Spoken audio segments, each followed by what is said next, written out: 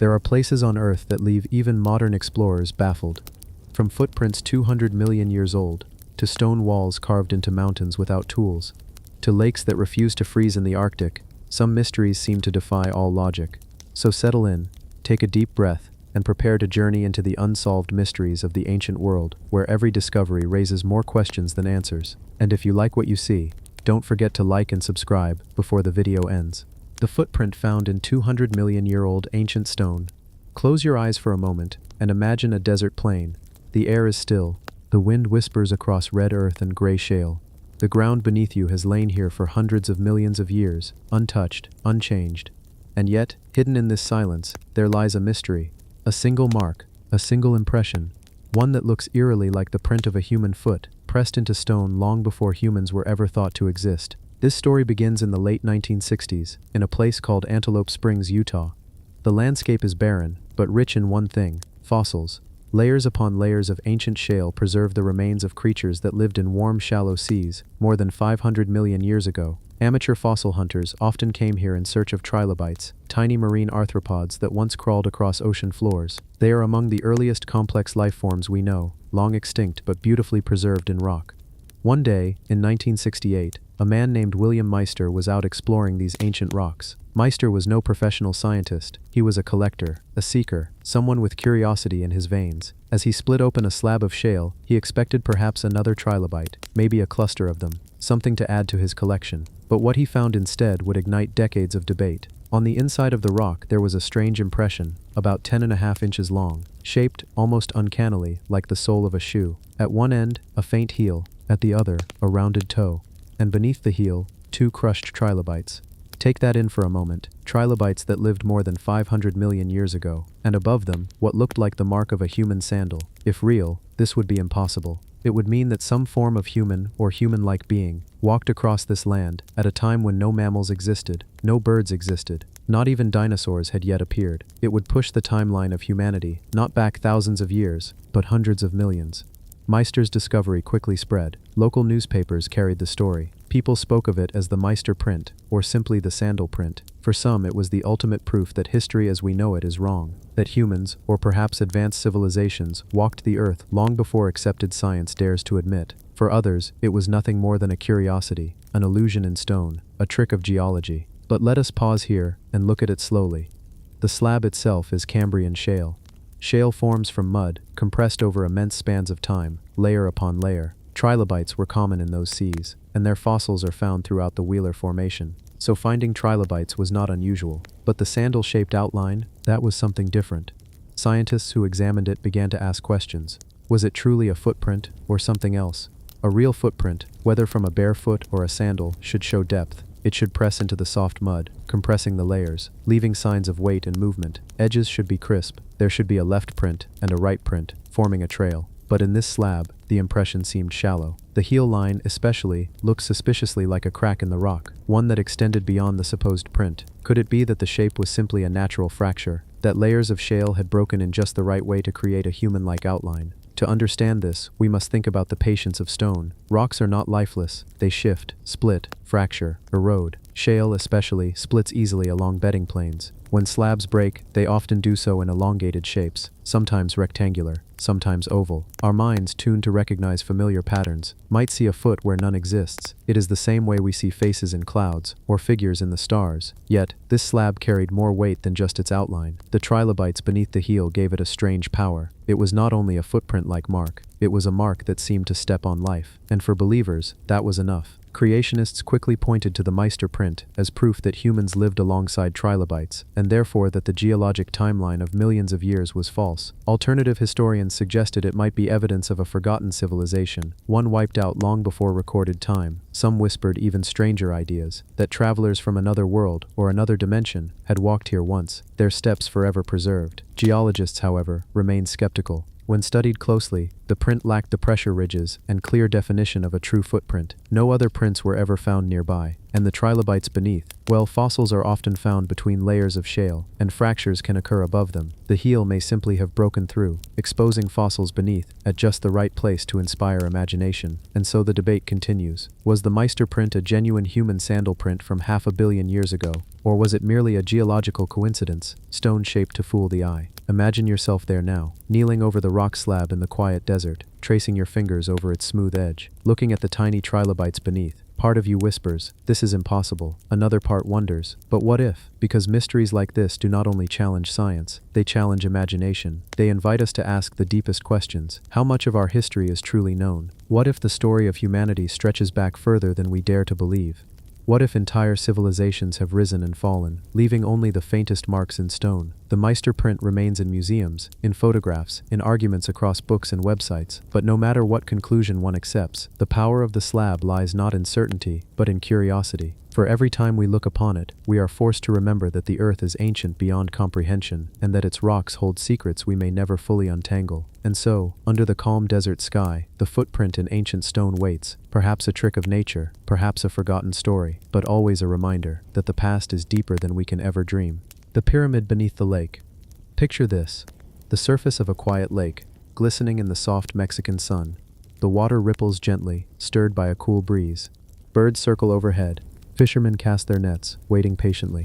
But beneath this calm, beneath the still surface, lies something extraordinary.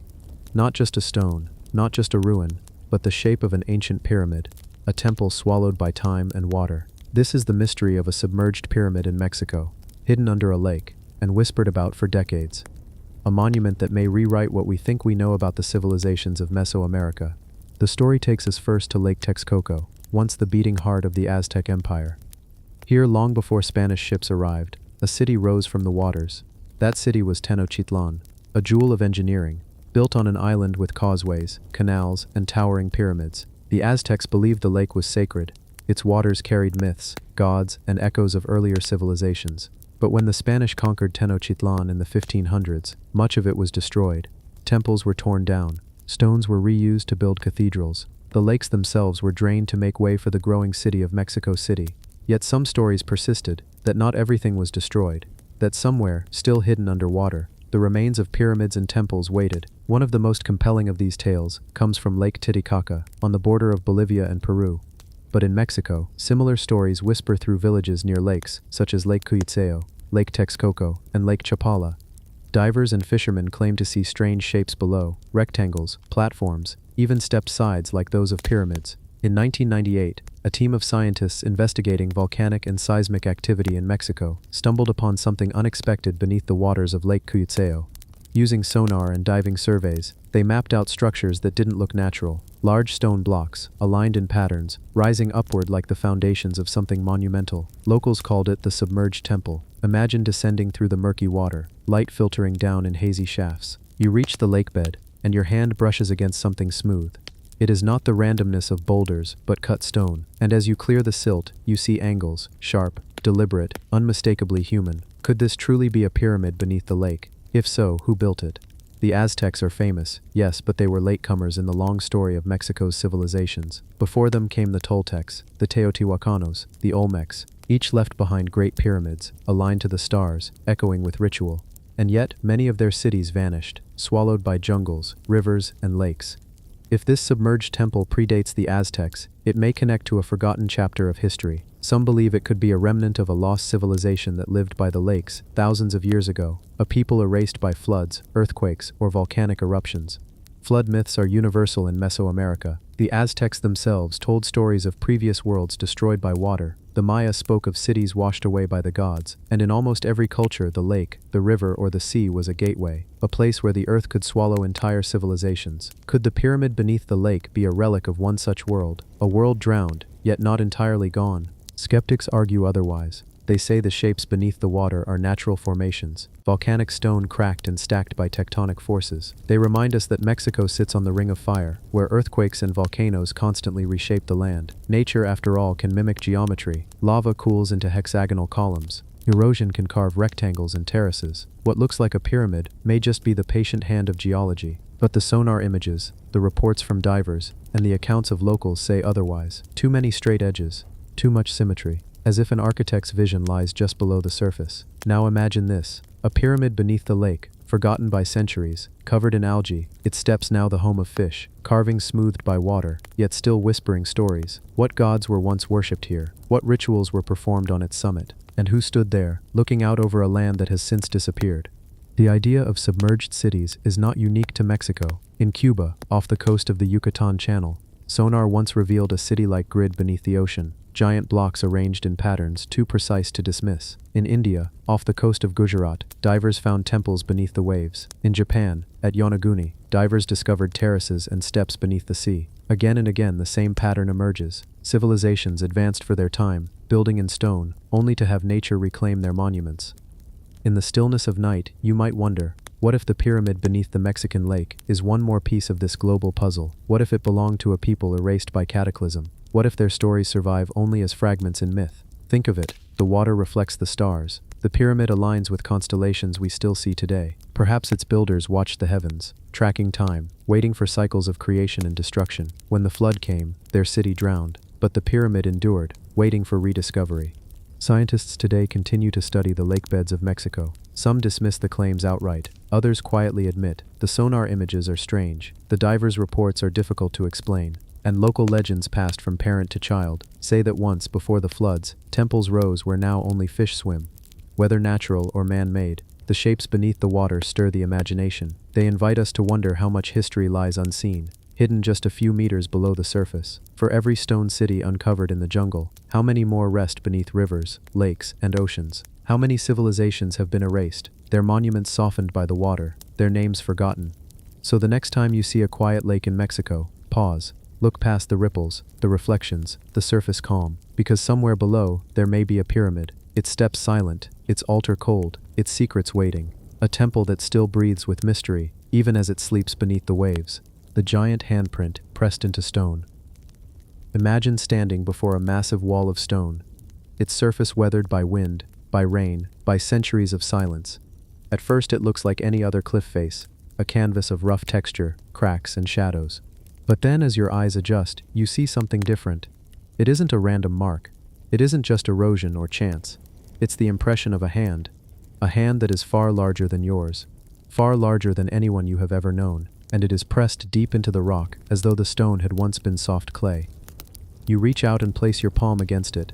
Your hand is swallowed up inside the outline, tiny by comparison, almost childlike against something that feels impossibly human, and yet impossibly more than human. This discovery, often called the giant handprint in stone, has been spoken of in hushed voices by explorers, archaeologists, and storytellers. The first time many people hear about it, they shake their heads. A handprint in stone? Stone does not bend. It does not give way under flesh. You cannot simply press your hand into granite or sandstone and expect it to leave a mark. And yet here it is, staring back, daring us to question everything we think we know. All across the world, there are whispers of these prints, some found in deserts, some in remote caves, some on cliff walls so high and isolated that you wonder how anyone ever discovered them at all. The reports describe impressions of varying sizes.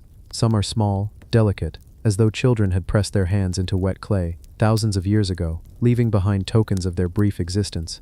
But others are massive, stretching 3, 4, even 5 feet across. Imagine a palm larger than your torso, fingers wider than your arm. Who could have made such a thing? Cultures throughout history have spoken of giants. In the Old Testament we hear of the Nephilim, mighty beings who walked the earth before the flood. The Greeks spoke of titans, vast figures of unimaginable strength.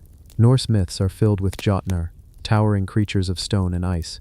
Even in India, legends describe Rakshas, beings with immense power who once lived among humans. Nearly every culture has its stories of those larger than life, and nearly every story hints at a time long before ours, a time when these beings walked freely upon the earth. Could these giant handprints be echoes of those legends? Skeptics of course shake their heads. They remind us of pareidolia, the human tendency to see familiar shapes where none exist, faces in the clouds, animals in the bark of trees, a hand in the stone. Erosion, they say, cracks in mineral lines, nothing more. But when you stand in front of some of these prints, when you trace the grooves with your fingertips, when you feel the depth and the shape, it doesn't feel random, it feels intentional. You can see where the palm spread wide, where the fingers pressed down, where the stone yielded, as though it were nothing more than wet plaster. There are even stories told by locals who live near such sites. One tale from South America tells of a cave deep in the mountains where, carved into the walls, are handprints so large that no human could match them. The elders whisper that they were left by the first people, the great ones who shaped the valleys and the rivers. Another account from the Middle East describes a cliff wall with a single enormous handprint nearly 4 feet tall, so perfectly formed that visitors swear they can see the faint ridges of what look like palm lines. These aren't carvings, they aren't etchings, they are impressions, as if someone pressed into the rock while it was still soft. That leads us to a tantalizing question. Could ancient civilizations have known how to soften stone? It sounds impossible, but listen closely. In South America, among the stories of the Inca and pre-Inca cultures, there are legends of a liquid that could make stone like clay. Priests and builders were said to carry it in small containers. With it, they could shape and mold rocks, fitting them together so tightly that even a blade of grass cannot pass between them. Archaeologists still wonder how the great stone walls of Sacsayhuaman in Peru were built with such precision. Could a stone softening technique explain it? And if so, then a hand pressed into the rock becomes less of a miracle and more of a demonstration. A casual gesture from a time when stone was not the barrier we think it is. But then another question arises. Even if stone could be softened, whose hand was it? Because the scale is not just human. These impressions are often enormous, as though the beings who made them were not like us. Could they have been giants, flesh and blood creatures who once roamed the earth? Or could they have been something stranger, beings not of this world who left behind their mark as a reminder that they were here? Standing before such a handprint, you can't help but feel small. You imagine the moment it was made. Perhaps a being, tall as a building, placed its hand upon the stone in a gesture of ownership, or curiosity, or even farewell. Perhaps it wanted to leave a mark that would endure, knowing that one day others would come, see it, and wonder. Or perhaps it was no more than an accident, a casual touch that became immortalized in stone, like footprints left in wet cement. Science does not offer answers. No paper has proven how such impressions are formed. No experiment has replicated them in nature without deliberate action. And so the mystery deepens. Are they tricks of geology? Are they messages from the past? Are they evidence of something we cannot yet accept? What we do know is this. When you look at the giant handprint in stone, your breath slows, your mind drifts. You feel as though the stone is alive, carrying whispers of a world we no longer know.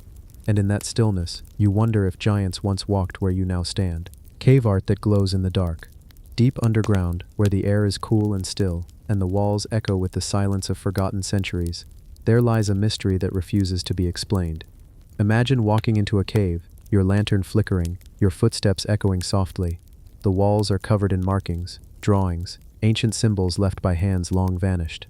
But then, you turn off the light, and instead of darkness, the drawings begin to glow. Shapes emerge from the shadows, glowing lines, figures of animals, spirals, and hands, as though the cave itself remembers the people who once lived there, and has kept their stories alive with light that burns without fire.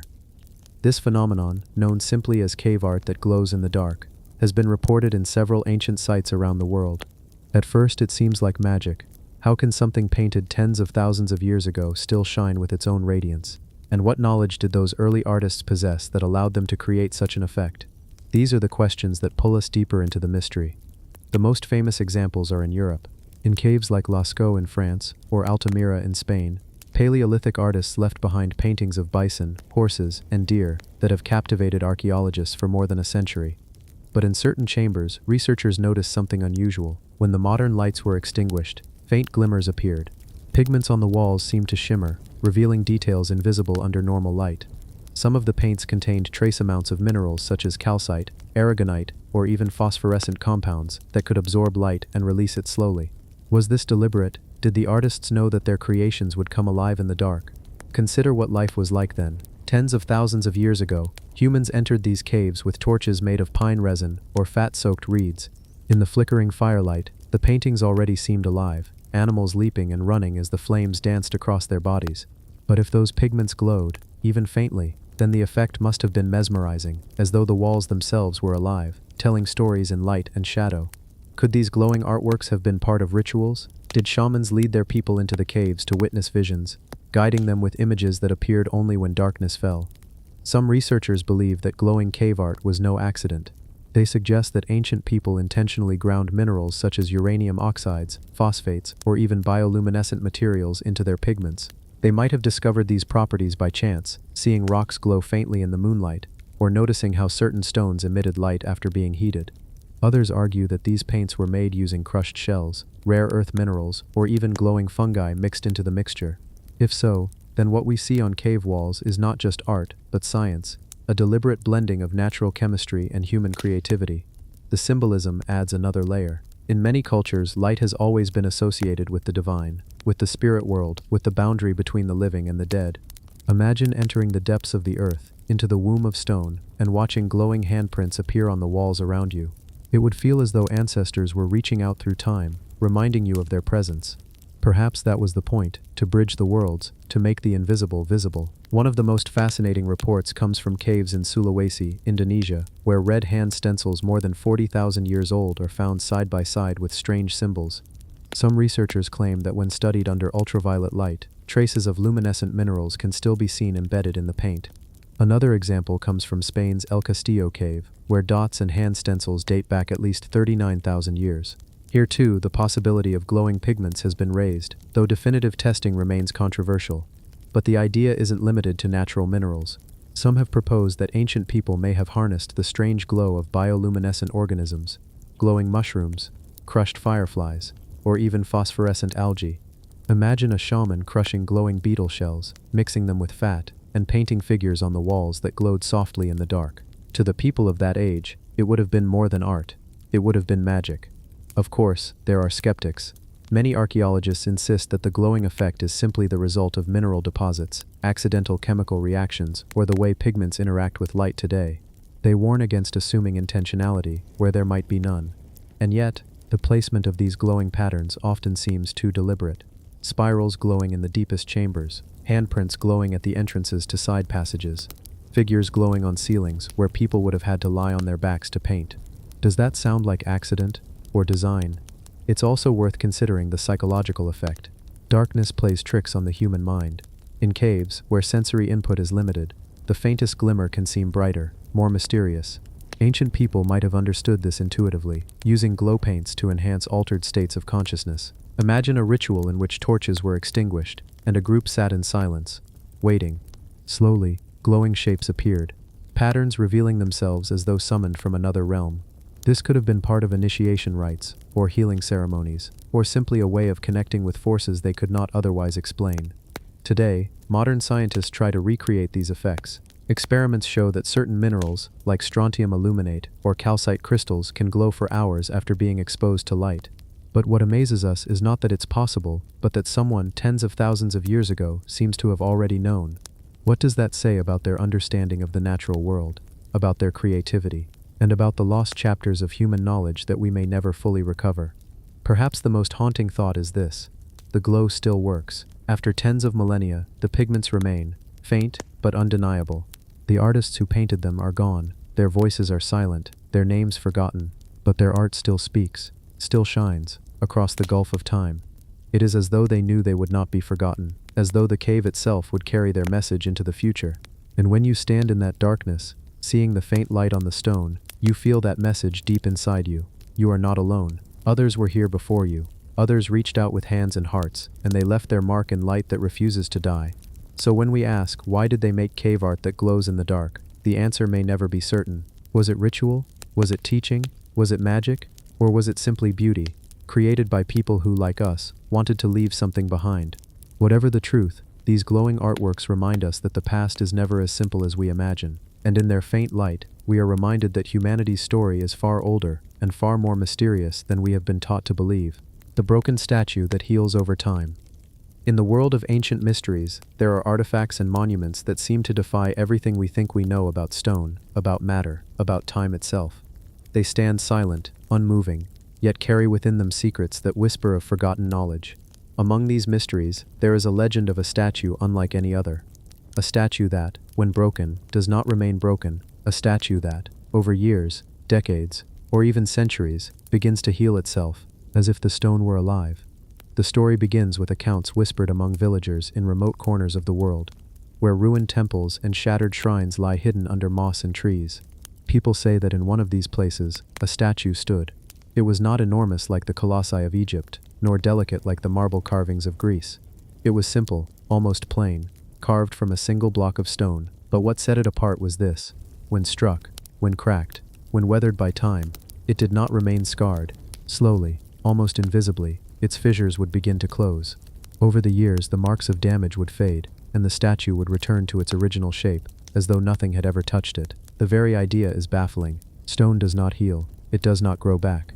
Once fractured, once chipped, once broken, it remains forever changed, and yet stories persist of a statue that resists this truth. A statue that refuses to stay broken. Some say it was first observed in Asia, where sacred idols in forgotten temples were rumored to mend themselves after storms. Others point to accounts in South America, where ancient guardians carved from volcanic rock were said to breathe over centuries, their cracks filling in as though the stone itself regenerated. Imagine standing before such a statue. You see a hairline crack along its surface, a scar left by the weight of time. You leave. You return years later, and the crack is gone. The surface is smooth again, unbroken. How is this possible? Was the statue made from a material unknown to us? Was it crafted with some forgotten technique that allowed it to bond back together, like living tissue? Or is there something far stranger at work? Something that challenges our understanding of reality itself? Scientists, of course, would search for natural explanations. Certain rocks, such as limestone or volcanic tuff, can absorb moisture, swell, and sometimes fill in their own small fractures over centuries. But what villagers describe is not just weathering, not just erosion in reverse. It is restoration. It is healing. They speak of large cracks vanishing, entire broken pieces seeming to rejoin. Not erosion, but repair. And when this happens, when a statue repairs itself, one must ask, is the stone itself alive? The idea of living stone may sound fantastical, yet it appears in myths across the world.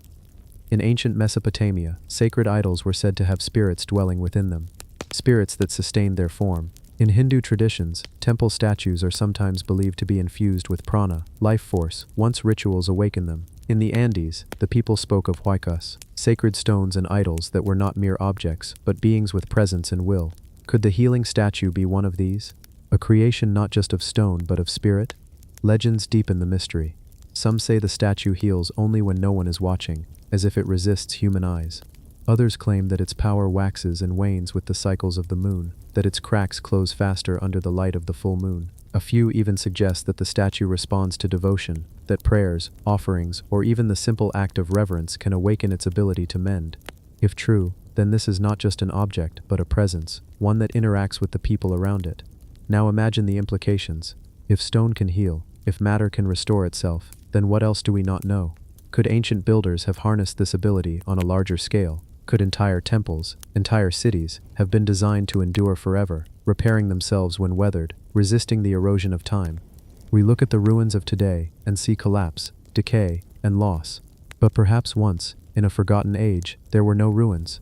There were only living monuments, statues and temples that repaired themselves endlessly, their surfaces smooth and perfect even after millennia. The broken statue that heals over time sits at the edge of science and myth. It is dismissed by scholars as a story, a folk tale, a misunderstanding. Yet those who have seen it with their own eyes insist otherwise. They describe watching the surface of stone transform across decades, scars fading as though erased. They describe touching the healed parts and feeling a difference, not weakness, but strength, as if the stone itself had grown stronger after the break.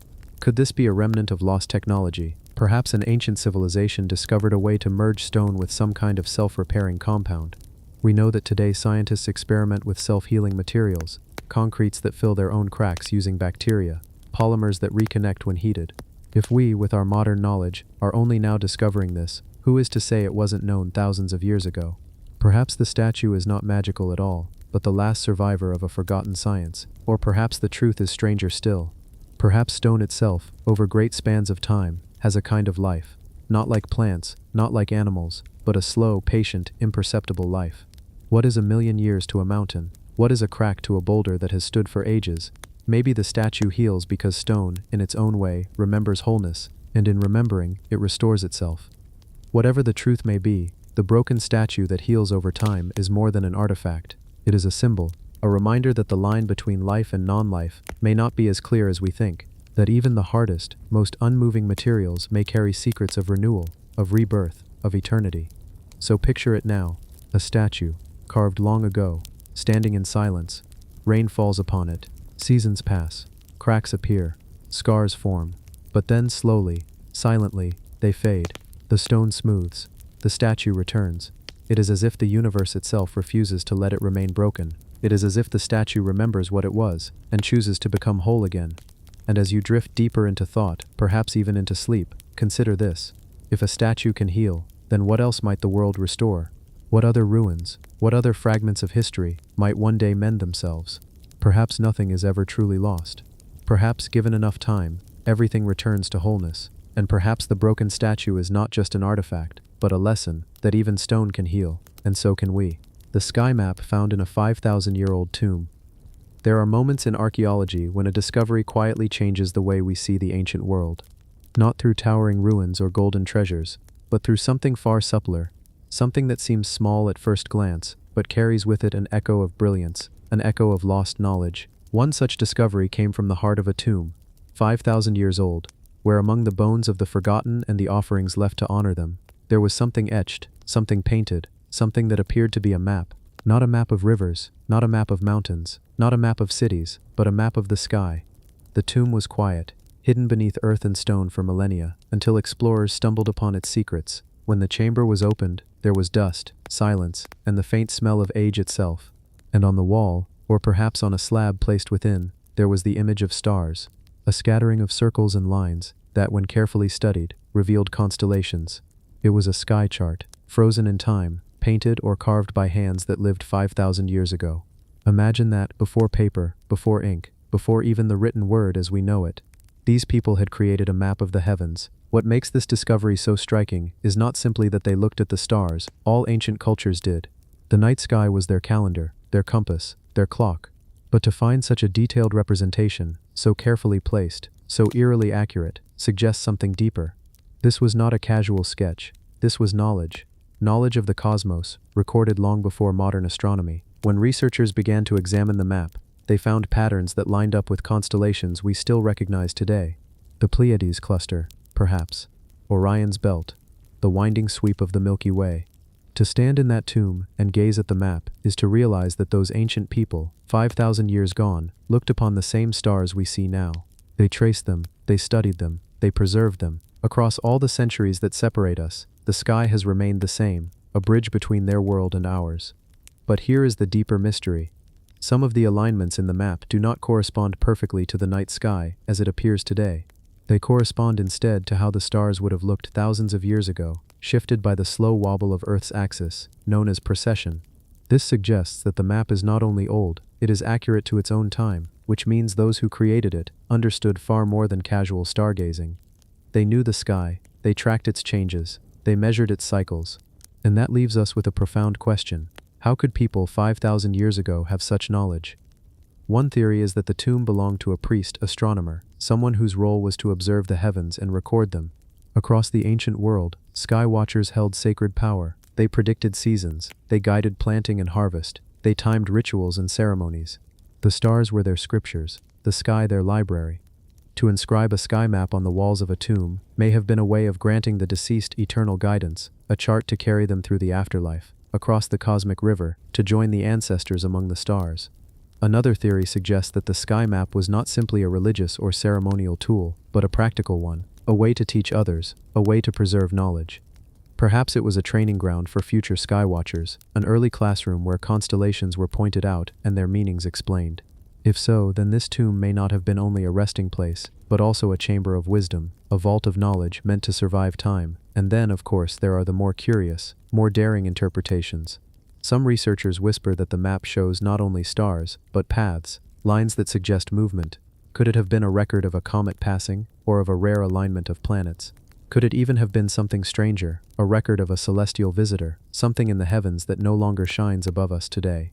For if this map shows the sky as it was 5,000 years ago, what stories might it contain of events we have forgotten? There is also the strange sense that this was not the first sky map, that the people who made it inherited knowledge from even earlier traditions, carried forward from generation to generation.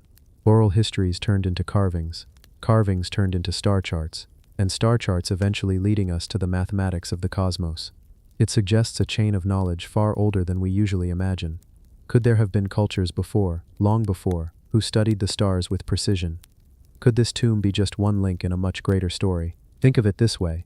When we look up tonight, We see the stars as they are, but the ancients may have seen the stars not only as they were, but as they would be, projecting forward, understanding the cycles of precession and the shifting of the heavens. Some even suggest that these star maps were used to mark great ages of the Earth, the turning of vast cosmic cycles that span thousands of years.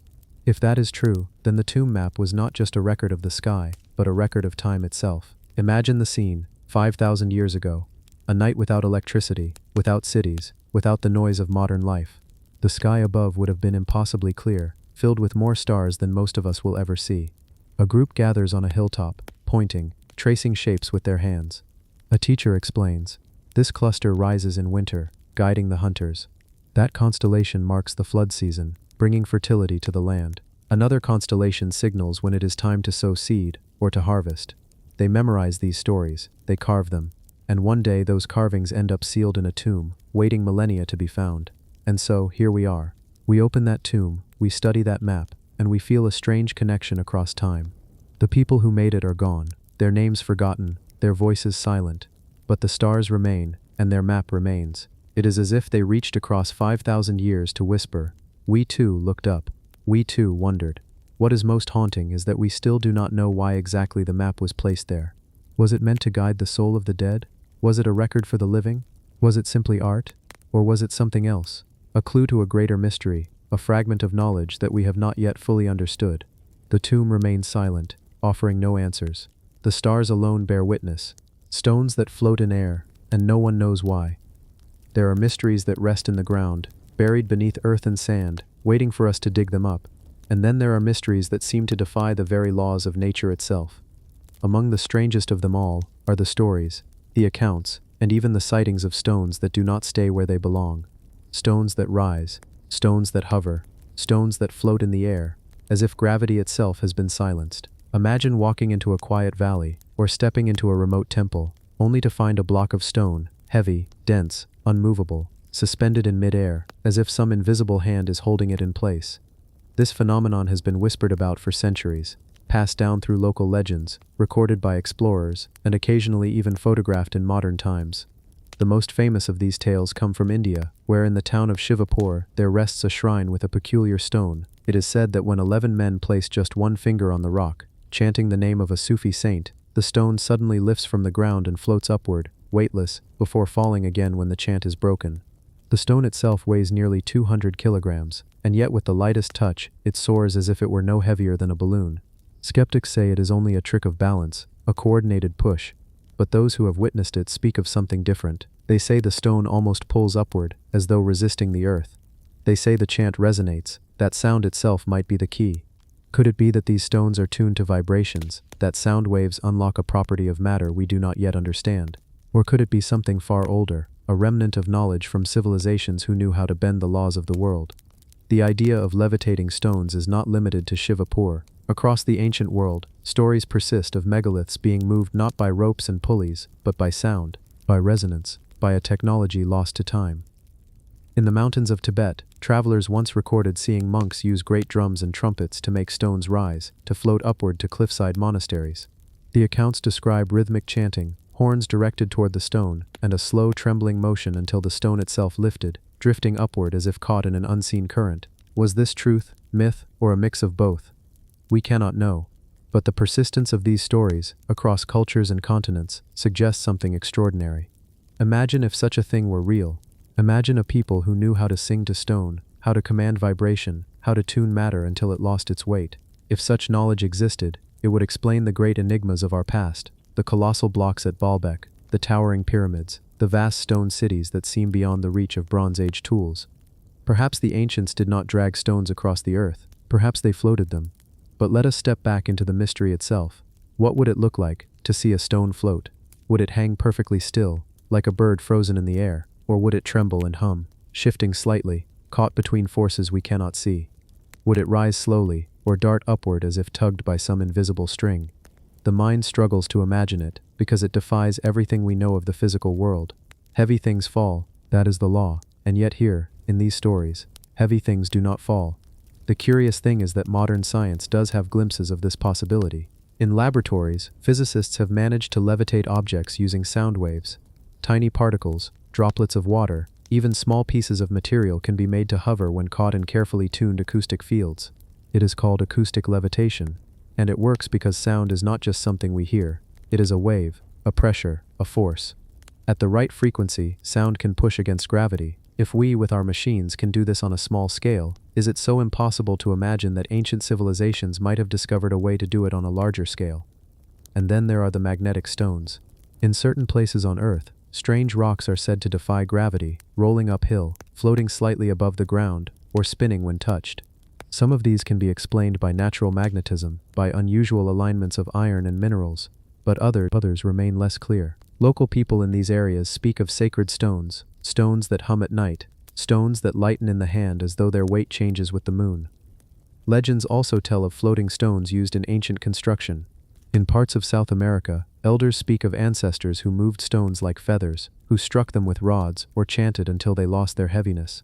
In Egypt, too, there are whispers of temple builders using sound and energy to lift blocks into place. Such stories are easy to dismiss, until you stand before a stone block weighing hundreds of tons and wonder how it was ever moved at all. But here, in our quiet exploration, we do not need to prove or disprove. We only need to imagine. Imagine a world where the laws of nature were known not as unbreakable rules but as secrets to be played with. A world where stone could rise like a bird, where sound could shape matter, where gravity itself could be bent by will. What would such a world look like? What kind of temples would rise? What kind of monuments would endure? And what if the stones we see hovering today, in rare places, are remnants of that knowledge? Echoes of a science forgotten. Perhaps not every floating stone is a trick of balance or a quirk of magnetism. Perhaps some are the last survivors of a forgotten art, still humming, still resonating with the echoes of an ancient song. As you picture it now, let your mind drift, a quiet valley, the air still. Before you, a block of stone rests on the earth. You reach out, touch it, and with a whisper of chant, with a breath of sound, it shudders and begins to rise. Slowly, gently, impossibly, it hovers, and for a moment, the weight of the world is broken, and you are face to face with a mystery that refuses to be explained. Stones that float in air, and no one knows why. The desert machine that shouldn't exist.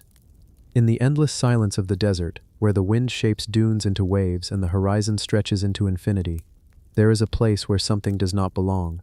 The desert is supposed to be timeless, untouched, a canvas of sand and stone shaped only by nature. Yet here, hidden beneath shifting dunes, explorers have stumbled upon fragments of something unnatural, something mechanical, something that should not be there at all. They call it the desert machine, an ancient construction so strange, so out of place, that even to look at it feels like a puzzle meant for another age. The first accounts tell of scattered pieces of metal, gleaming under the relentless sun, not the kind of weathered iron you might expect from a forgotten caravan or an old weapon, but alloys that seemed resistant to rust, as though they had been forged with a knowledge beyond the reach of history. Some fragments were shaped like gears, others like rods, and a few, unnervingly, bore markings that looked deliberate, lines, grooves, and patterns almost like schematics etched into the surface. The desert winds had half buried them, hiding and revealing them with each storm, as if the land itself was reluctant to share its secret. Those who picked them up reported a strange feeling.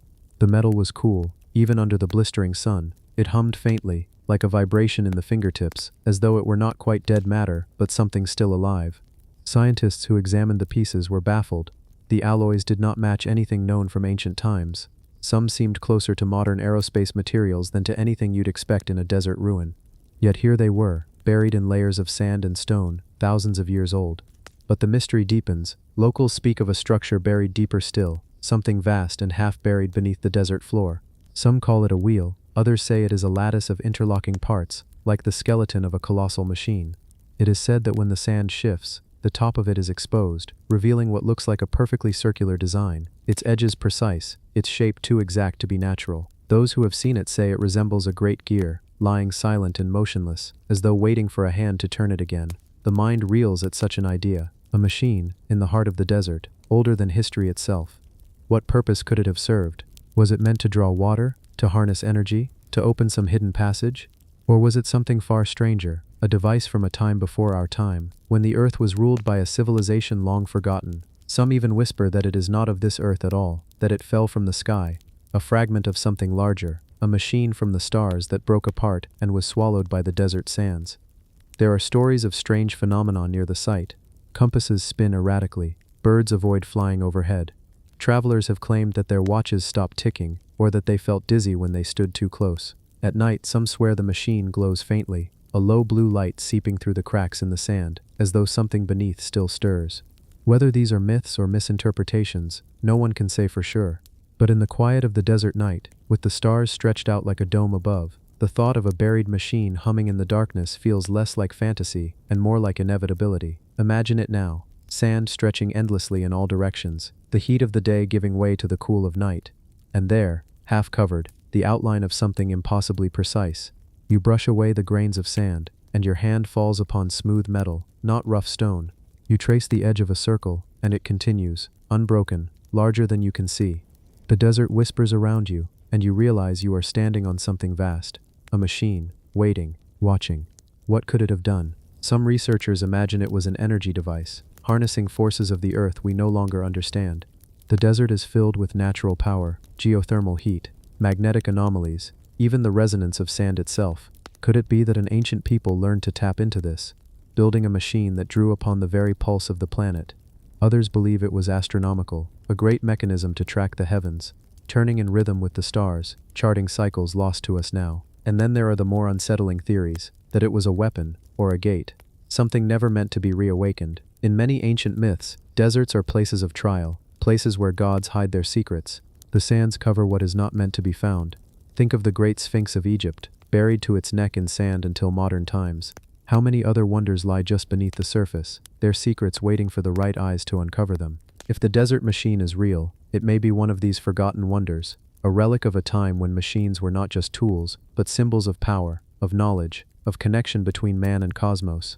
Some archaeologists dismiss the accounts, pointing out that gears and metal parts could easily come from more recent times, abandoned equipment, misidentified scraps, but the reports of metals that resist rust, of alloys unknown, of shapes too precise for chance, persist. The desert keeps its secrets well. It buries truth and lies alike beneath its dunes, leaving us to wonder which is which, and so, the machine remains. Silent, half buried, waiting.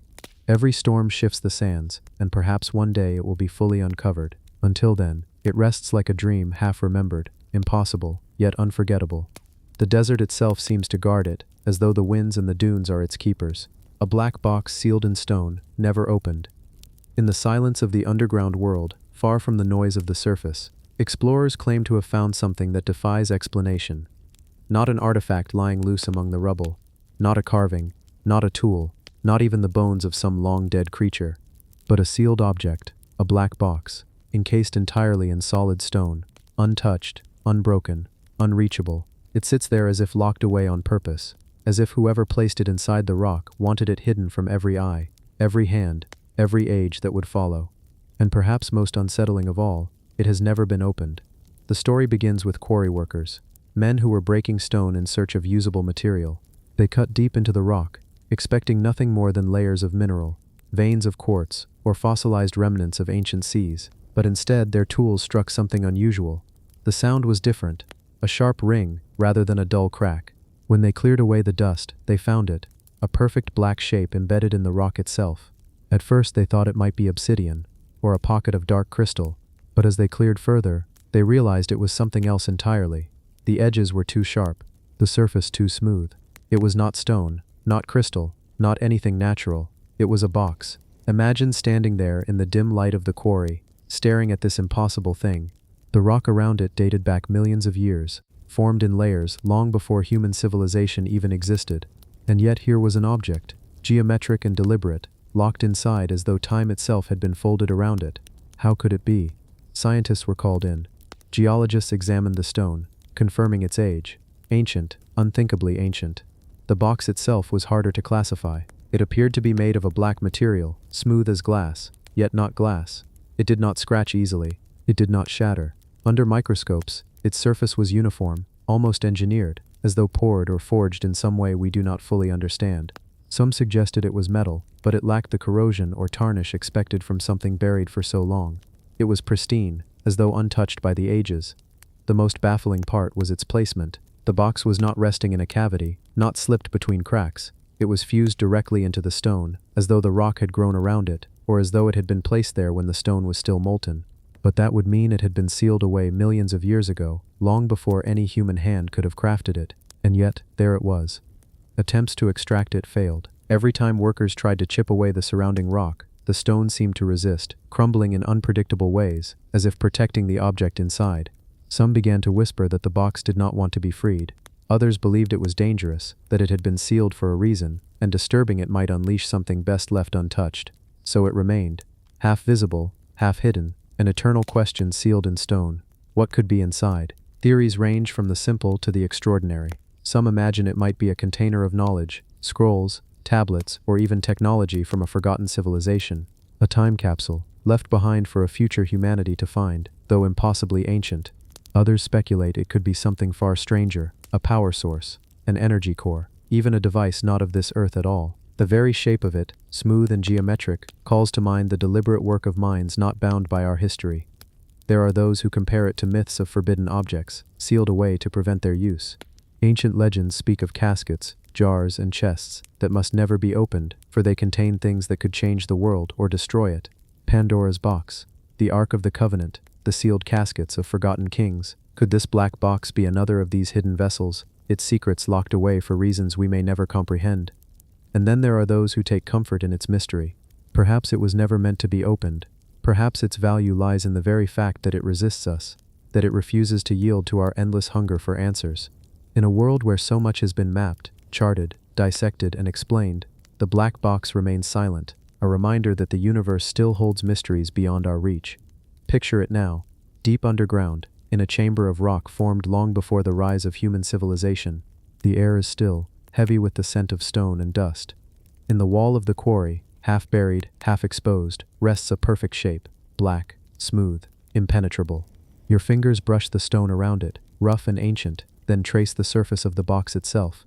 It feels colder than the rock, unnaturally so. No matter how long you hold your hand there, it does not warm. It sits there, silent, patient, eternal, watching. Imagine the weight of time pressing around it. Imagine the storms and the ages, the rise and fall of empires, all passing while this box remains sealed in darkness. How many eyes have seen it? How many hands have tried to reach it? And yet still, it remains closed, waiting. Some believe it will never open, that it was designed to resist every attempt. Others whisper that one day the stone will shift, the sands of time will move, and the box will be freed, revealing its secret at last. Until then, it rests in silence. The thought is enough to make you shiver, that somewhere, deep in the earth, lies a sealed box from a forgotten age. Not a legend, not a myth, but a real object. Witnessed by living eyes, studied by cautious hands, and yet never understood. A black box in stone, never opened. The stone that opens, but only once a year. There are stories scattered across the world, whispered in villages, guarded in temples, and passed down through generations. Stories of sacred places that do not obey the rules of the ordinary world. Among them, perhaps the most haunting, is the tale of a single stone, an ancient monolith said to open only once each year. For 364 days, it is solid, impenetrable, unmovable, but on one day, a hidden doorway reveals itself, allowing entry to what lies beyond. And then, as quickly as it came, the opening vanishes, sealing itself again for another long cycle of time. The legend begins in the dry lands where mountains meet desert, where the earth holds secrets older than memory. Here, a giant stone stands apart from the others. To a casual eye, it looks like nothing more than a massive boulder, weathered by time and wind. But to the local people, it is known by another name, the breathing stone. They call it this because, on one day each year, the stone seems to come alive. A seam appears along its side, like the outline of a hidden door. The air grows cooler.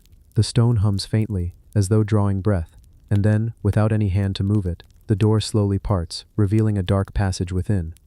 Those who have witnessed it say the sight is unlike anything else. The sun strikes the rock at a certain angle, the shadows fall in just the right way, and the stone shivers before unfolding.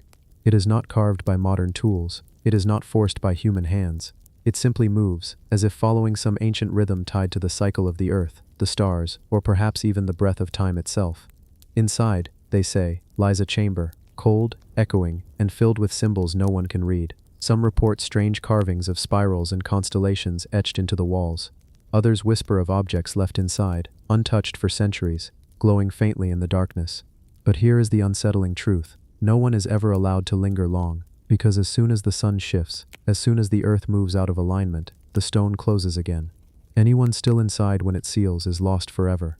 For this reason, the local people both revere and fear the stone. Some consider it sacred, a gift from the gods, a doorway between worlds. Others see it as a warning, a trap meant to test human curiosity. Once a year, brave souls attempt to approach it, waiting for the day when it breathes open again. Most never step inside, too afraid of being caught in its grip, but a few have entered, carrying torches, notebooks, cameras. Strangely, none of their records ever survive. Cameras malfunction, pages fade, and memories blur. It is as though the stone itself erases what it does not wish to share. Scientists, when told of the breathing stone, dismiss it as folklore. They claim the opening is an illusion, a trick of light and shadow. Perhaps, they say, the stone is fractured along natural seams, and once a year, when the ground shifts with heat or moisture, the cracks widen briefly. But those who have stood before it know better. They describe a force, a vibration, something alive moving through the rock. They insist the stone does not simply crack, it opens. And when it does, it reveals something deliberately hidden. The timing is another mystery. The opening happens not on a random day, but on the same day every year. Some say it aligns with the solstice, when the sun reaches its highest or lowest point. Others claim it corresponds to a star overhead, or to the cycle of the moon. Whatever the alignment may be, it is precise, too precise for chance. The stone is tuned, like an instrument, to a rhythm beyond ordinary comprehension. What lies inside? That is the question that has haunted seekers for centuries. Some claim the chamber holds treasures from a forgotten civilization, tablets of lost knowledge, artifacts of impossible design, or even the remains of beings not of this earth. Others insist it is not a treasure chamber at all, but a prison, that whatever is locked inside must never be freed, and the stone itself is the guardian keeping it contained. There are chilling stories of those who dared to go too far. One legend tells of a man who entered during the brief window and refused to leave, convinced he had found the secret of eternal life written on the walls. When the stone closed, he was trapped. For years afterward, villagers claimed they could hear faint cries from within the rock, echoing at night. Another tale speaks of explorers who tried to force the stone open outside its natural cycle. They brought drills, explosives, and heavy machinery. None of it made a mark. The stone remained whole, and in the days that followed, strange illnesses befell the men, as though the stone had cursed them for their intrusion. To this day, the breathing stone is left mostly alone. Once a year, a small group gathers to witness its opening. Some bring offerings of food, flowers, or incense, laying them at its base in respect. Others simply watch in silence, listening as the stone hums, feeling the earth tremble beneath their feet. And when the door slides open, even for a few moments, they glimpse the dark passage beyond. But none dare linger long, for fear that the stone will close and claim them. Now imagine yourself there, standing before it.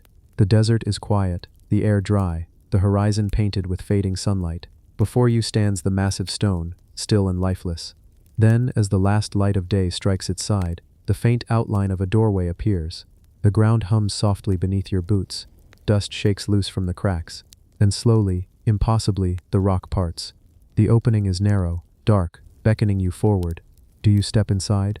Do you risk what countless others have feared, for the chance to see what no one else has seen? Or do you turn away, leaving the mystery for another year, another cycle?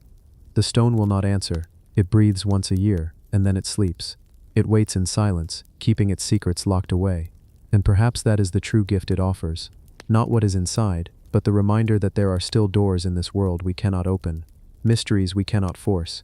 A single stone, ancient and alive, waiting for its one moment each year to remind us that not everything belongs to us. Some things belong to time, and so it rests, patient as always, holding its breath for the next cycle, the next year, the next daring soul who might step forward. Until then, the desert wind blows across its surface, carrying whispers of what might lie within. The stone remains, closed, silent, eternal, the lens that shows a sky that isn't ours. Among the strangest of archaeological whispers is the tale of an object so ordinary in appearance, and yet so extraordinary in what it reveals, that it feels as though it shouldn't belong in our world at all. It is not a golden crown, not a monolith weighing thousands of tons, not even an ancient scroll filled with cryptic writing. No, this mystery is far smaller, far more delicate. It is a lens, a piece of polished crystal or glass, circular, smooth, and carved with such precision that scholars still debate whether ancient hands could have made it. And what makes this lens so unsettling is not its craftsmanship alone, but what happens when you look through it. Because through this lens, the sky above does not appear to be our sky at all. The story begins with the unearthing of the lens in a forgotten tomb, or perhaps an abandoned temple. The accounts differ depending on who tells it. Some say it was found in Mesopotamia, others whisper it came from the depths of South America, and a few even suggest it surfaced in a hidden cave in Central Asia. Wherever it came from, it was not found among a collection of simple tools or ornaments. It was discovered in a place of reverence, as if it had been safeguarded, buried intentionally, kept away from unworthy hands. The lens was clear, without blemish, but strangely heavy, as though its material was not quite glass, not quite quartz, not anything we recognize today. When first tested, it seemed like nothing more than a curious artifact. Held up to the light, it magnified objects just slightly, bending them in odd but fascinating ways. But then, one night, as the story goes, a scholar lifted it to the heavens, and that is when the impossible happened. Through the lens, the stars were wrong. The constellations we know, Orion, Cassiopeia, Ursa Major, were missing. Instead, there were strange arrangements of light, unknown clusters of stars, unfamiliar galaxies, and streaks of brilliance that did not match the sky of Earth. The longer he stared, the stranger it became. It was as if the lens revealed a window not into our night sky, but into another one entirely. A sky that belonged to a different place, perhaps even a different world. For centuries, stories of this lens spread quietly, never quite entering mainstream history, but always resurfacing in hushed tones among those fascinated by the unexplained. Some claimed that the lens revealed the sky as it looked thousands of years ago, showing constellations that had long since shifted with time. Others believed it did not show the past, but the future, a map of stars as they will appear millennia from now. And then there were those who dared to suggest something far more radical, that the lens was not of earthly origin at all, but a fragment of technology from somewhere else, left behind by visitors who knew a sky we do not. Think for a moment about how unsettling that would be. To hold in your hand a simple crystal, and yet to see through it, an alien horizon. To realize that the universe is bigger, stranger, and far more complex than the sliver of stars visible above your head. And to wonder, why was this lens made? Was it a tool for navigation, a gift, a warning? Or was it simply a fragment, a broken piece of some larger device beyond our comprehension? Those who have supposedly looked through the lens report feelings that go beyond vision. They speak of a strange pull, as though the object is more than just a window, as if it is a doorway. They describe dizziness, a hum in the ears, a sensation of falling through the stars they see. Some even claim that, for a brief instant, they were no longer standing on Earth but suspended in the vastness of that other sky, weightless, watching foreign suns burn across horizons that have never risen above our world. Science, predictably, has struggled with the claims. A handful of lenses resembling it do exist in museums today. The Nimrud lens from Assyria, for example, dated to around 750 BC, which some archaeologists suggest may have been used as a magnifying glass or even a primitive telescope. But none of those, at least publicly, show skies that are not ours, and yet the legend persists. Perhaps the true lens has never been displayed, hidden away in private collections or sealed in vaults where only a select few can experiment with it. Perhaps what we see in museums are copies, decoys, fragments of a greater mystery. The symbolism is impossible to ignore. Across cultures, the sky has always been our map, our calendar, our storybook. Ancient sailors charted their courses by the stars. Priests and shamans told myths about constellations, and entire civilizations measured time by the patterns above. If the sky seen through the lens is not ours, then what does that mean for those who held it long before us? Did they know something we do not? Did they walk under different stars? Or were they in contact with beings from places where those skies are real? Even more curious is the suggestion that the lens only reveals its secret at certain times, that if you lift it on an ordinary night, you will see nothing but distortions. But on specific nights, nights of solstices, equinoxes, or rare celestial alignments, it awakens, showing you the other sky in perfect clarity. Imagine waiting an entire year, holding your breath, watching the heavens, and then lifting the lens at the exact moment when the Earth aligns with some unseen force. And suddenly, above you, a different universe unfolds. There are even tales of hidden maps etched faintly within the lens itself, invisible until the right starlight strikes it. Lines, grids, coordinates, perhaps a star chart pointing to a place we are not meant to reach, not yet. Perhaps, one day, the right person will recognize the pattern, and humanity will realize the lens was never a relic of the past, but a key to the future. But until then, the lens remains shrouded in silence, a mysterious crystal that reveals too much, perhaps kept hidden to protect us from knowledge we are not ready to face. If it truly shows a sky that isn't ours, then it means we are not alone. It means the stories of gods descending from the heavens, of teachers who came from the stars, may not be myths after all, but memories. Memories of a time when another sky guided our ancestors, when another cosmos touched our world.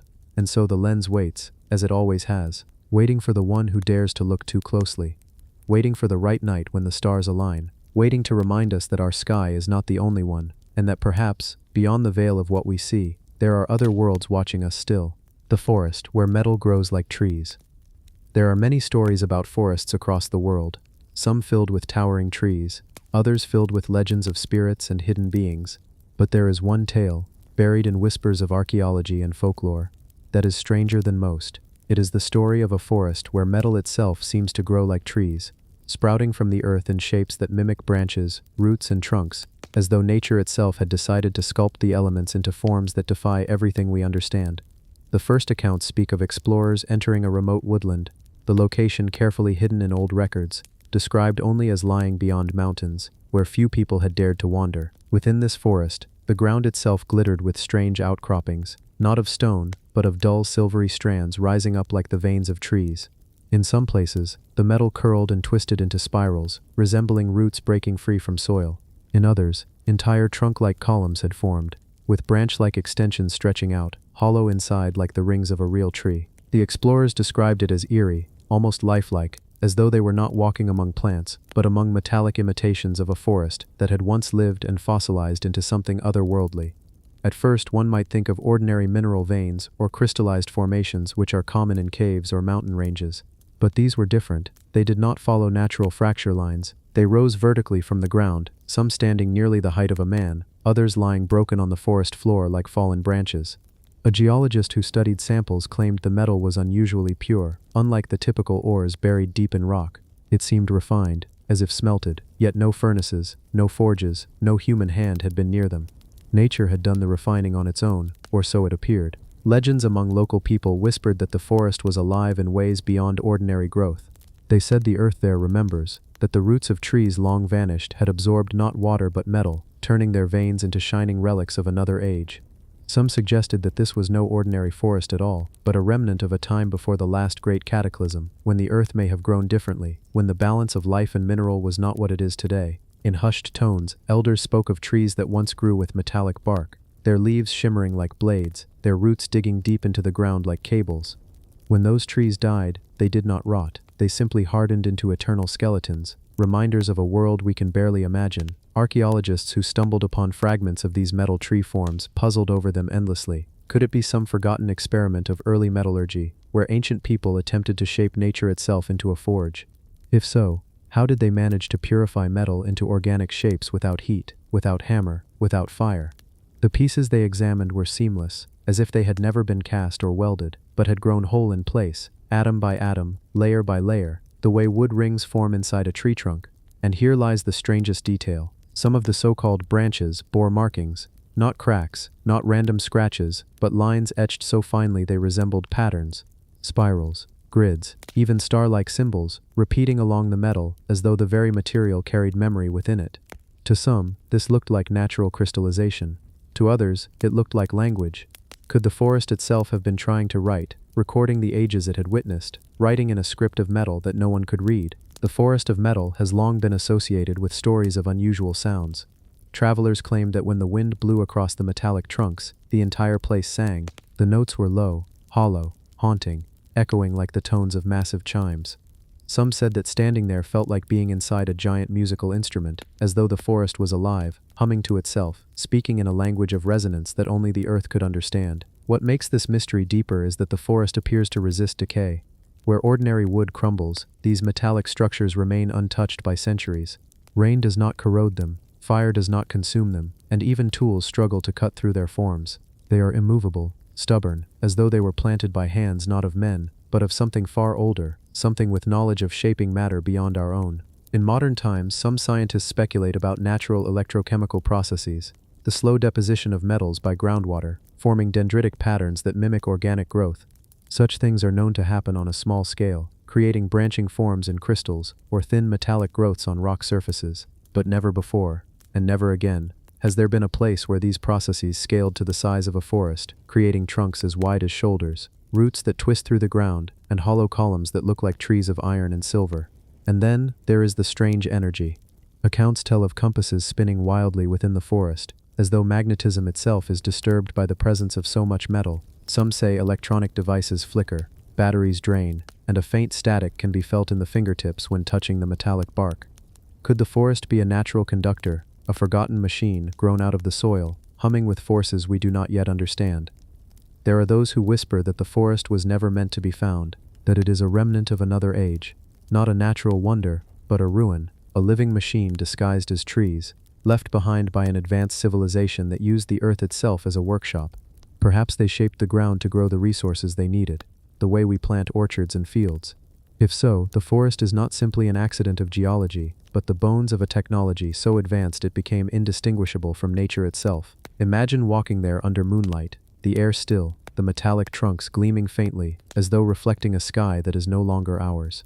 Imagine brushing your hand across a branch, and feeling not the roughness of wood, but the cool smoothness of polished metal. Imagine hearing the low hum as the wind stirs through hollow pillars, and realizing that you are not simply in a forest, but inside something vast, ancient, and aware. The clock tower that predates timekeeping. There are structures across the world that puzzle us, but few are as strange as the legend of a tower said to be older than the very concept of clocks itself. Imagine walking into a quiet valley where the ruins of an ancient stone tower stand. Its weathered blocks rise toward the sky, eroded by centuries of wind and rain. From a distance it seems ordinary, just another forgotten structure from a long-gone civilization. But the moment you step closer, you notice something strange etched into its walls. Carvings, patterns, shapes that look suspiciously like the gears of a clock, teeth interlocking, wheels aligned, as though some ancient builder had tried to represent the very passage of time before humanity had ever learned to measure it. This is the mystery of the clock tower that predates timekeeping. In the modern world, clocks are everywhere. They sit on our wrists, on our walls, inside our phones, but the art of dividing hours into minutes, of measuring seconds with precision, is relatively recent in human history. Mechanical clocks appeared only about 1,000 years ago, yet this tower, according to stories, carvings, and ruins, may have stood for many millennia before that. The thought is unsettling. How could anyone carve the intricate symbols of gears, pendulums, and dials long before the technology even existed? The legend begins with explorers who stumbled upon the ruins deep in a mountainous region. Local folklore already spoke of it, a tower that kept the rhythms of the stars, a structure that seemed to pulse with some hidden order. The villagers avoided it, saying the tower marked time differently, that standing inside it made you feel as though hours slipped by in moments, or moments stretched into hours. Skeptical but intrigued, the explorers ventured inside. What they found only deepened the mystery. The interior was narrow, spiral, the kind of stairwell one might expect in a medieval fortress. But along the walls were grooves, long vertical channels carved into the stone. In certain places, round indentations suggested where wheels or discs might once have fit. When light struck the carvings at an angle, hidden symbols appeared, faint but clear, concentric circles like clock faces, hands pointing toward numbers that no one could decipher, lines radiating outward like rays of a sun. It was as though the entire tower had once been a model of time itself, a machine disguised as architecture. Some theorists believe the tower may have been aligned with the heavens. From the top, one could view the horizon in perfect alignment with the rising of certain stars, not unlike the way ancient observatories functioned. Could it be that this was not a clock in the mechanical sense, but a cosmic clock, a structure that allowed its builders to measure the movement of planets and constellations with startling precision? If so, then its carvings of gears and wheels may not represent inventions of metal, but cosmic cycles themselves, the great wheels of the heavens turning endlessly above us. Yet there are details that refuse to fit neatly into the astronomical theory. Archaeologists noted carvings that bear uncanny resemblance to escapements, the ticking mechanism at the heart of a clock. Others noted markings like increments, divisions that mirrored our idea of minutes and seconds. But how could such concepts exist in a time when sundials and water clocks were the most advanced instruments known? Did the builders have knowledge that was lost, knowledge that only resurfaced thousands of years later when mechanical clocks were reinvented? Stories from those who visited the site speak of something even stranger, a sensation that the tower itself is not bound to time in the ordinary way. Travelers claimed that inside its shadow, time seems to bend, watches tick faster or slower. The sun feels as though it lingers unnaturally long in the sky when viewed from its windows. Some even reported dreams of vast celestial gears turning endlessly, as though the tower communicates directly with the subconscious, showing visions of a universe driven not by chaos, but by an ancient mechanism of order. Could it be possible that this tower is not just a ruin, but a relic of a forgotten science? A science where time was not simply observed, but manipulated. Imagine if the builders knew how to harness cycles of energy, if they had discovered a way to lock into the frequency of the earth itself, using stone and geometry to bend the perception of time. In such a world, clocks would not be tools of hours and seconds, but gateways, portals to understanding reality in ways we cannot yet imagine. One inscription, half erased by weather, has been translated in multiple ways. Some say it speaks of the circle that moves without end. Others claim it reads, the day within the day. What does that mean? A cycle inside a cycle. Was the tower meant to teach us that time is not linear, but layered, repeating endlessly in patterns we have barely begun to grasp? Skeptics argue that the so-called gears are nothing more than decorative motifs, spirals mistaken for machinery. Perhaps. Yet one cannot deny the chilling precision of their design, the symmetry, the ratios, the way certain carvings align perfectly with astronomical cycles. All of it feels too deliberate to dismiss as coincidence. If decoration, then why so exact? Why so persistent in its resemblance to something that, according to history, should not yet have existed? Imagine standing at the base of the tower on a silent night. The stars wheel slowly overhead. The air is still. You touch the stone, tracing the grooves with your hand, feeling their strange rhythm, and for just a moment you sense it, that the tower itself is ticking, not with sound, but with presence. Each stone laid like a cog in some greater design, each shadow cast like the movement of a hand across an invisible face. A clock that does not count hours, but epochs. A clock not of men, but of worlds. The mystery of the clock tower that predates timekeeping remains unsolved. Whether it is a ruin of some lost civilization, an ancient observatory disguised as a machine, or something stranger still, a relic that measures cycles beyond human understanding, we may never know. But the idea lingers, haunting, impossible to ignore, that somewhere, hidden in valleys and forgotten lands, there stands a tower that does not just watch time pass, but shapes it, and if you were to stand within its walls, perhaps you too would feel time slip from your grasp, leaving you in the silence of eternity, listening for the tick of a clock that is older than time itself. The lake that refuses to freeze even in Arctic temperatures. In the coldest corners of the world, nature follows strict rules. Water freezes, snow blankets the ground, lakes and rivers turn into sheets of ice, hard as stone, locked in silence until the sun returns. But what if I told you there is a lake, hidden far from civilization, that does not obey this rule? A lake that refuses to freeze, no matter how low the temperature falls, no matter how bitter the Arctic winds become. This strange body of water has puzzled scientists, explorers, and storytellers for generations, becoming one of the most haunting mysteries of the frozen north. Imagine the landscape first. A vast expanse of white tundra stretches endlessly. The air is sharp, biting at your skin, cold enough to make even steel brittle. Trees grow sparse, their branches heavy with frost. Animals move cautiously, their fur thick, their breath visible in the frozen air. In this world, ice is not an exception, it is the law. And yet, at the heart of this hostile land, lies a pool of dark water, open, unfrozen, and alive. The surface ripples softly as though warmed by some invisible hand, while everything around it is locked in winter's grip. Local legends speak of the lake as a forbidden place.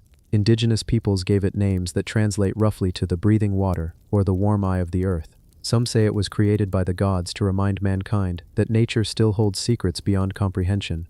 Others whisper darker tales, that the lake is bottomless, a gateway to another world, and that its waters are watched over by unseen spirits. For centuries, hunters avoided it, circling wide around its edges, fearful of the strange mist that sometimes rises from its surface, even in the dead of night. Scientists who studied the lake offer different explanations, though none fully satisfy. One theory suggests geothermal activity below the surface. Perhaps volcanic heat rises from deep fissures in the earth, keeping the water warm enough to resist freezing. But when temperature probes were lowered into the depths, the results surprised everyone. Yes, the water was slightly warmer at certain depths, but not nearly enough to account for the lake's refusal to freeze, even during stretches where the air temperature plunged to -40 or -50 degrees.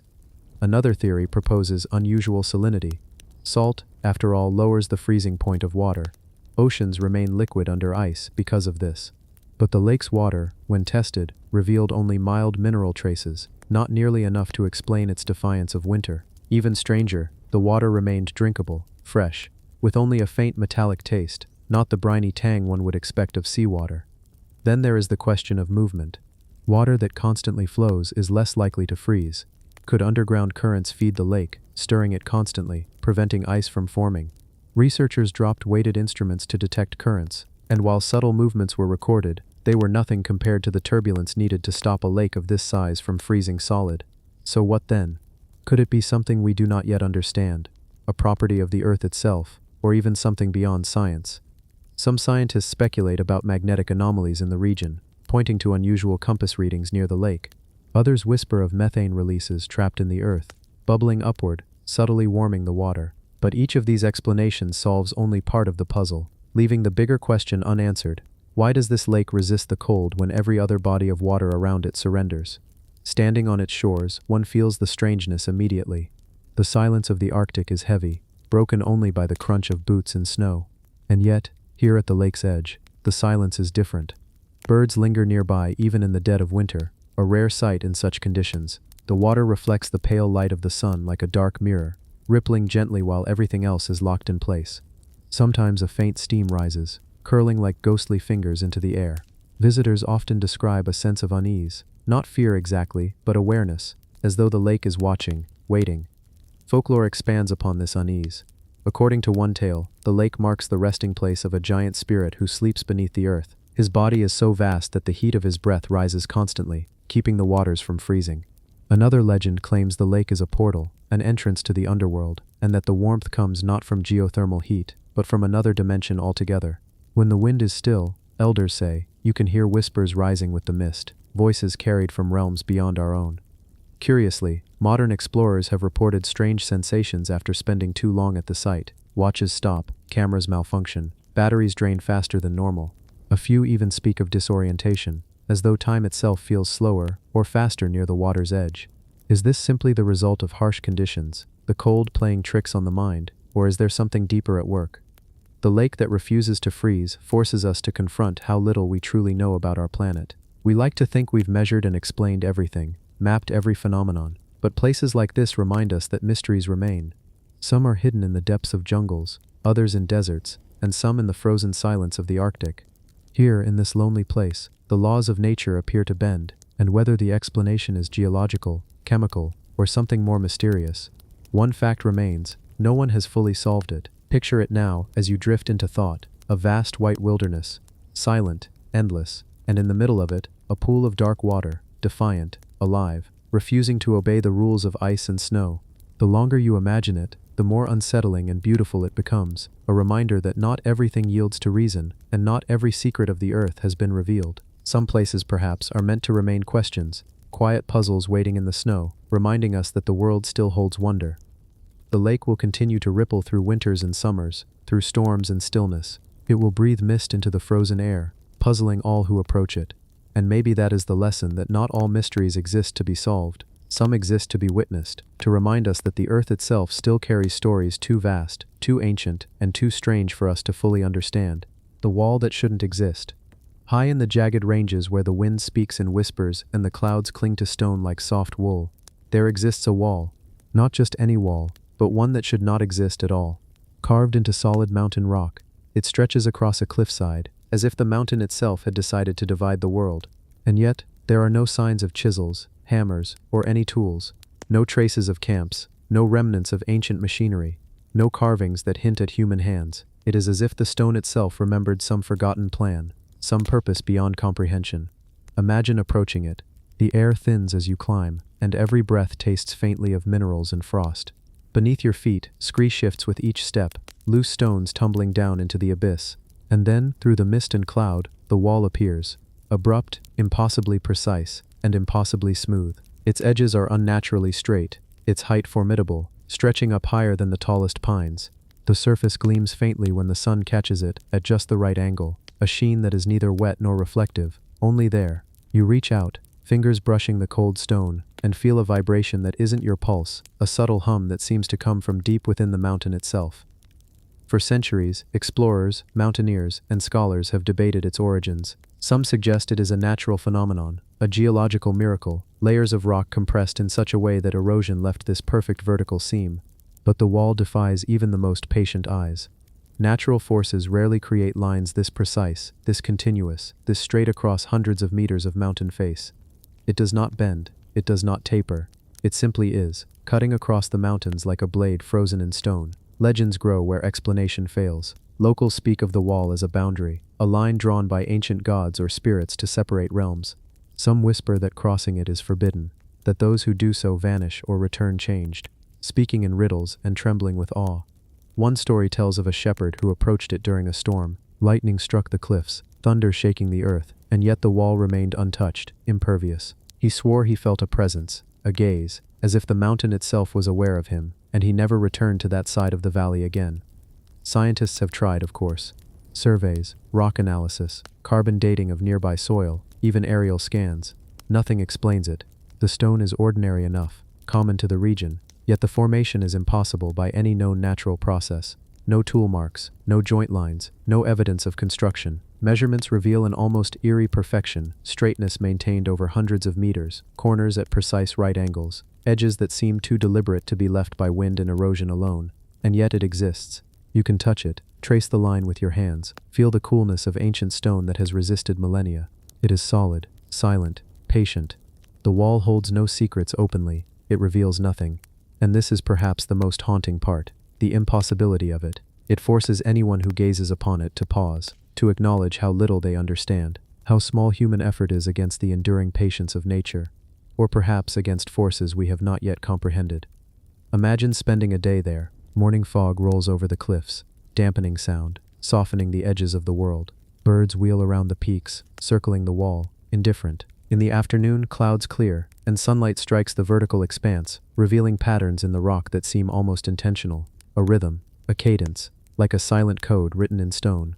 Evening brings long shadows, stretching down the valley, and the wall becomes something more than stone. It becomes a monument, a question, a riddle, older than human memory. Some theorists propose alien intervention, or lost civilizations with skills far beyond our own. Others suggest it is the work of some natural process, yet undiscovered. Pressures, heat, tectonic shifts aligned with impossibly rare conditions. Yet none can fully explain the perfection, the unwavering straightness, the silent dominance over the mountain landscape. Every theory falters in the face of its existence. And then there is the sensation of being near it.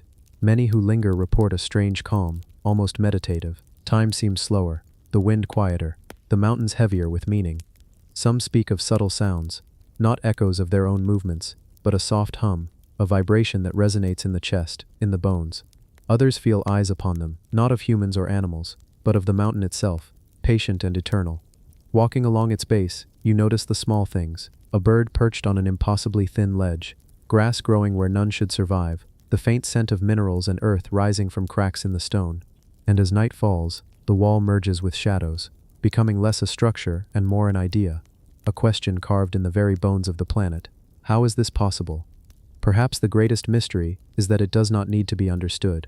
It simply exists, silently demanding awe, respect, contemplation. The wall reminds us of the limits of human perception, the patience of the earth, and the beauty in things we cannot explain.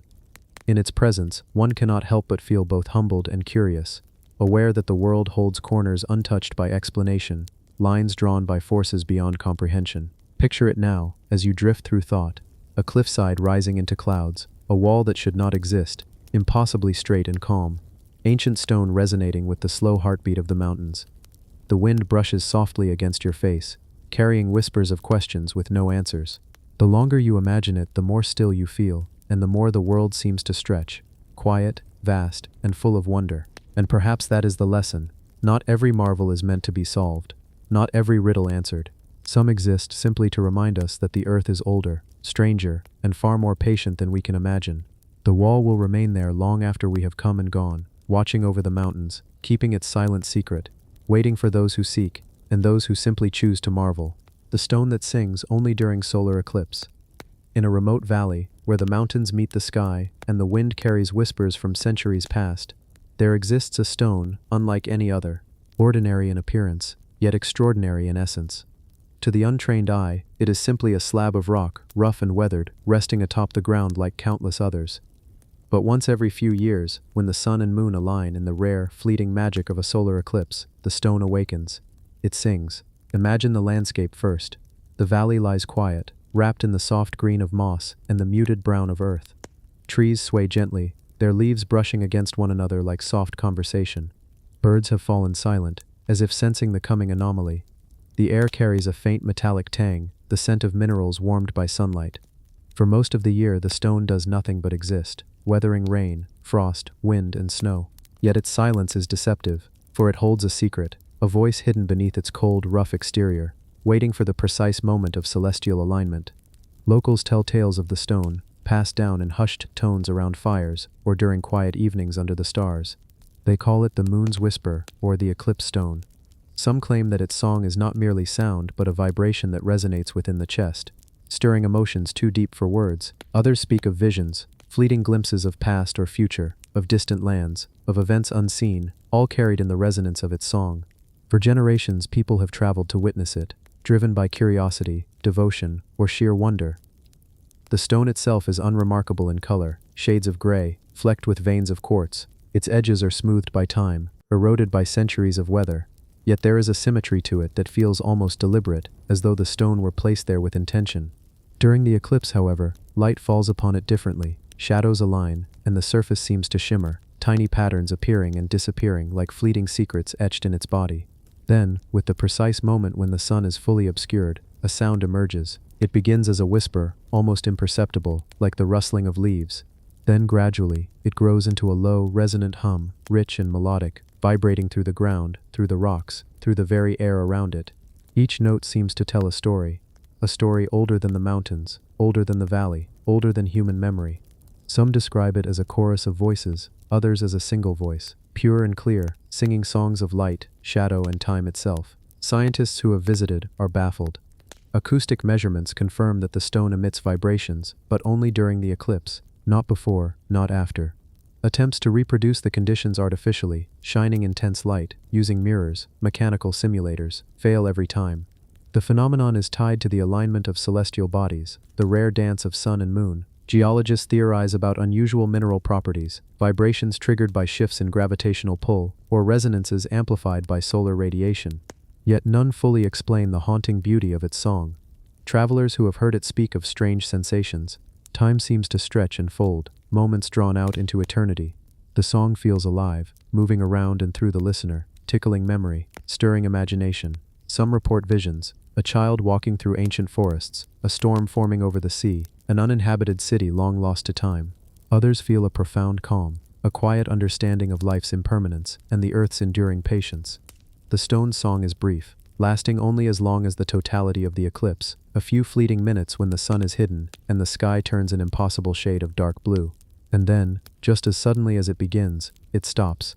Silence returns, birds begin to sing again, shadows shift, the valley breathes once more. But for those who have heard it, the memory lingers. The song etches itself in the mind, a quiet, persistent echo, a reminder that some wonders of the earth exist not for daily notice, but for rare, fleeting moments of perfection.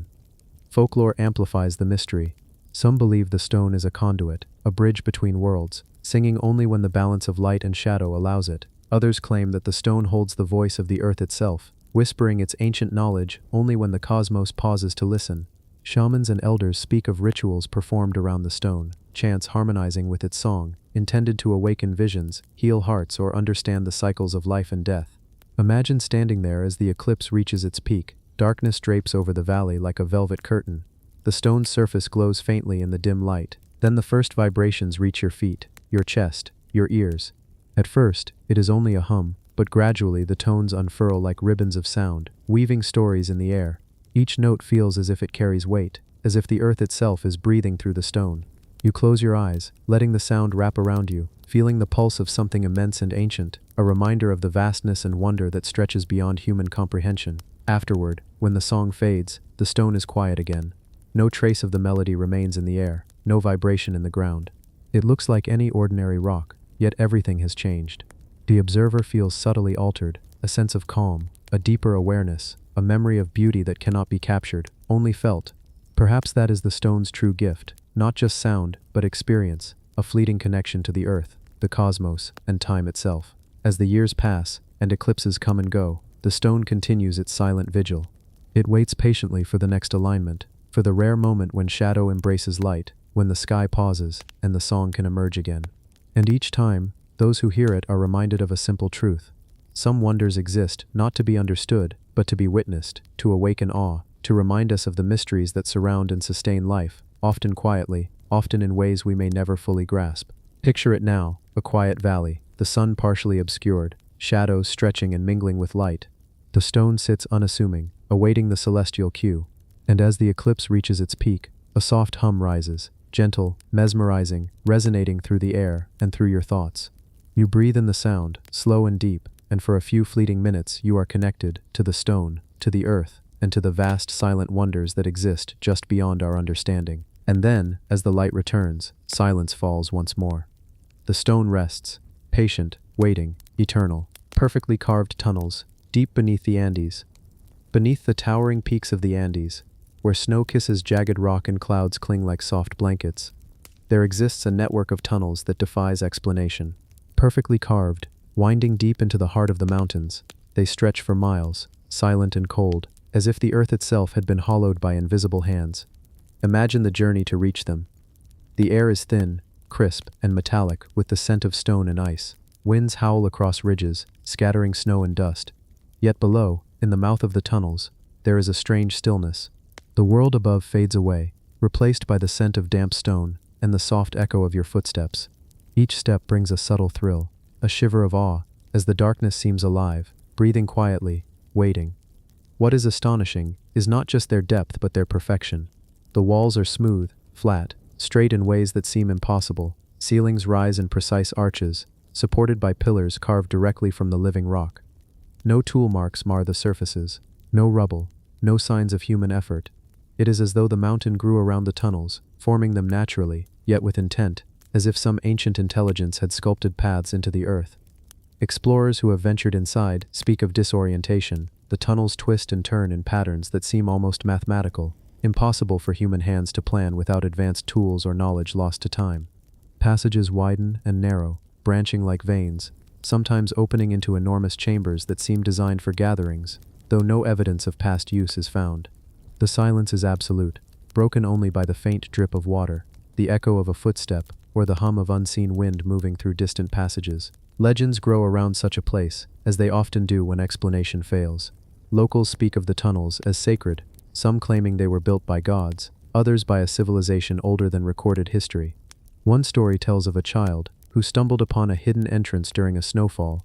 Guided by a faint glow emanating from the walls, she wandered deeper and deeper, and though she emerged unharmed, she returned speaking in a language no one understood. Scholars speculate about lost civilizations, about technology far beyond what we know. Some whisper that the tunnels were ceremonial, others that they were defensive, storage, or even astronomical observatories, aligned with celestial movements. Scientists, of course, are fascinated and baffled. Geological surveys show that the rock is ordinary granite, strong, unyielding, resistant to erosion. Yet the tunnel's perfection defies natural processes. No cracks from blasting, no marks from chisels or pickaxes, no sign that the stone has been mechanically altered. Experiments with laser scans, 3D mapping, and soil analysis provide no answers. The mountain seems to have carved itself into precise corridors, like a maze designed with geometric certainty, yet inexplicably harmonious with the landscape above. The experience of walking these tunnels is unlike any other. Time seems to stretch. The deeper you go, the quieter it becomes, until your own breathing is loud in your ears. Light behaves strangely here. Even a single lantern seems to illuminate miles of corridor, revealing textures and surfaces that almost shimmer in the darkness. In some chambers, stalactites hang in impossible patterns, straight and uniform, as if measured by some unseen hand. The air carries a faint, almost imperceptible vibration, a resonance felt more than heard, like the heartbeat of the mountain itself. Explorers also report odd phenomena. Compasses spin wildly, electronics fail unpredictably, and sometimes the tunnels themselves seem to shift slightly, a passageway appearing longer or shorter than memory suggests, a chamber opening where none was seen before. Some have claimed to hear faint voices, whispers in a language unknown, echoing just beyond the reach of sight. Others describe feelings of being observed, of an ancient presence lingering among the stone. And yet, despite the mystery, there is a strange comfort here. The tunnels are calm, patient, eternal. They invite exploration but resist disturbance. They suggest purpose without explanation. They are beautiful in a way that transcends human understanding, silent, dark, geometric perfection carved into raw stone. There is a rhythm here, a pulse that connects one to the earth, to time itself, to the immensity of history buried beneath mountains. Imagine standing in one of the chambers, lantern light flickering across smooth walls, Every echo of your movement seems to reverberate into infinity. You feel the cool stone under your fingers, inhale the faint scent of mineral-rich water dripping from the ceiling, and as you walk slowly, carefully, the tunnels seem to open their secret to you, not in words, not in history or legend, but in presence, in silence, in perfection. Some scholars speculate about magnetic anomalies or ancient technology. Others suggest the tunnels are a form of natural resonant energy, conduits for forces we cannot yet measure. But none of these explanations capture the feeling, the mystery, the subtle wonder of being in a place so vast, so intricate, and yet untouched by human hands. As night falls above the mountains, the tunnels remain unchanged. Outside, storms may rage, avalanches may crash, yet deep beneath, the stone corridors endure. They are eternal, patient, waiting for those who dare to descend, to walk slowly, to breathe deeply, and to feel the stillness of something older than memory, older than legend, older than civilization itself. Picture it now, endless stone corridors, precise and smooth, stretching beneath the peaks. A lantern flickers, shadows stretch and dance across the walls. Water drips softly, echoing in rhythm with your pulse. The mountain is quiet, calm, timeless. You breathe slowly, deliberately, immersed in the stillness. Every step, every moment, deepens the sense of awe, of wonder, of connection to the earth's enduring mystery. Perhaps that is the lesson. Some marvels exist not to be explained, not to be conquered, not to be claimed. Some exist simply to be witnessed, to slow the heart, to expand perception, and to remind us of how small, yet how profoundly alive, we are in a world that continues to hold secrets far beyond our understanding. And so the tunnels endure, perfectly carved and infinite, waiting for the next explorer, the next wanderer, the next soul willing to step into the quiet majesty of the Andes, and listen to the silence that sings louder than any word. The lost chamber, beneath the Sphinx, Egypt's forbidden room of record. Beneath the blazing sun of Egypt, where golden sands stretch endlessly, and the wind whispers over ancient stones, there lies a secret few have seen, and fewer still have entered.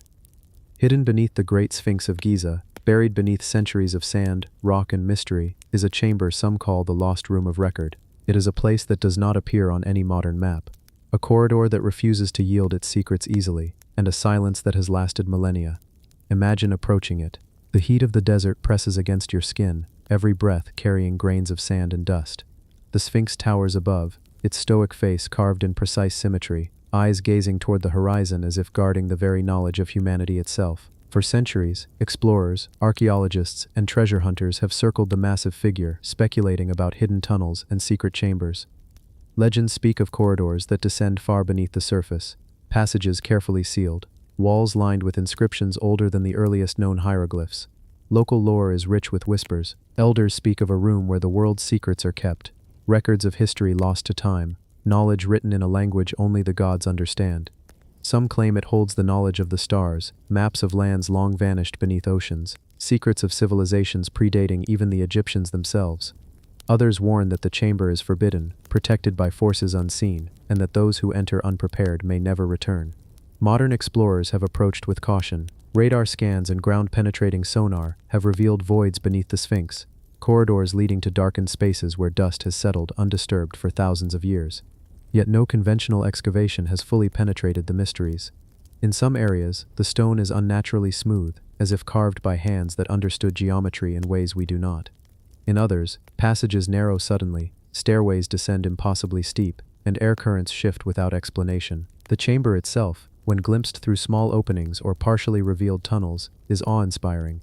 High ceilings arch like celestial domes, walls lined with inscriptions that seem to shimmer in torchlight. Some symbols resemble known hieroglyphs, yet others are entirely unfamiliar, geometric or flowing like liquid. Scholars suggest these may record knowledge beyond human history, astronomical data, geological shifts, or events of immense importance that were deliberately hidden from time. Visitors speak of the atmosphere inside. Time feels altered.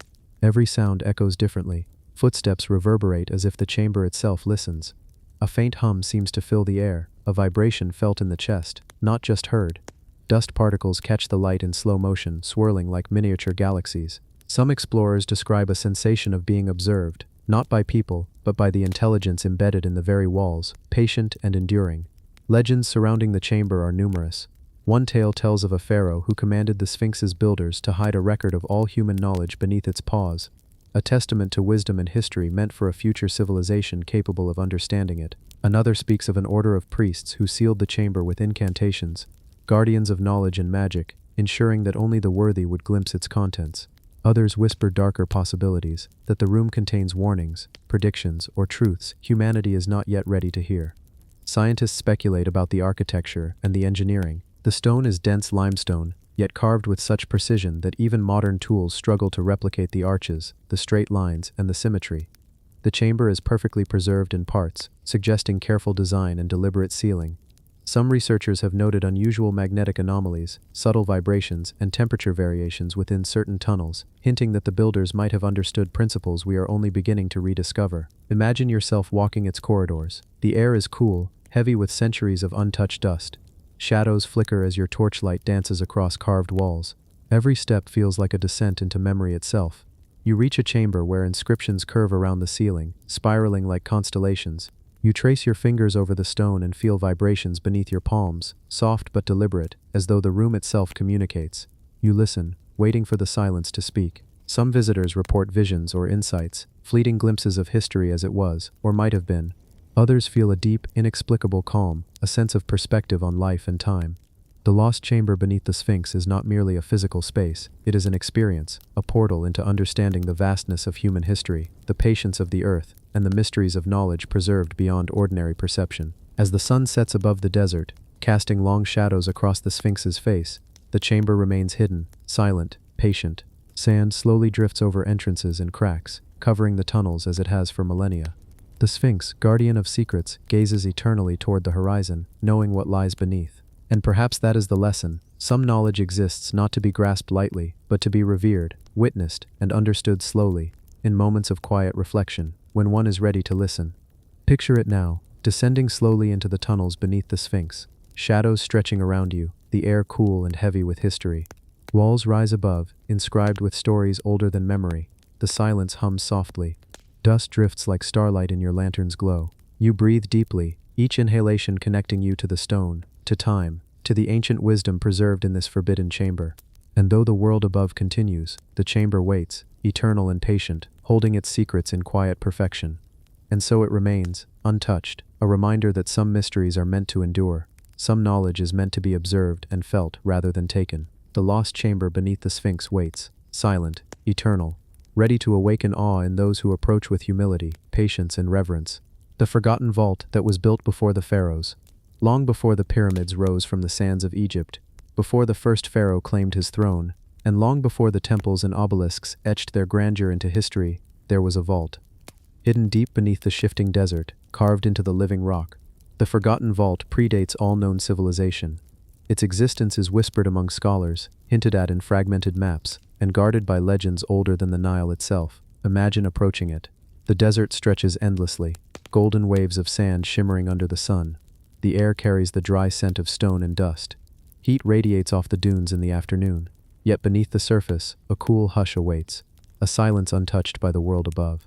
The entrance is nearly invisible, concealed by centuries of wind and sand, blending perfectly with the rock. To the untrained eye, it is nothing more than a shadow, a crack in the desert, yet it marks the threshold of a place older than memory itself. Legends speak of the vault as a repository of ancient wisdom, built by hands we cannot imagine.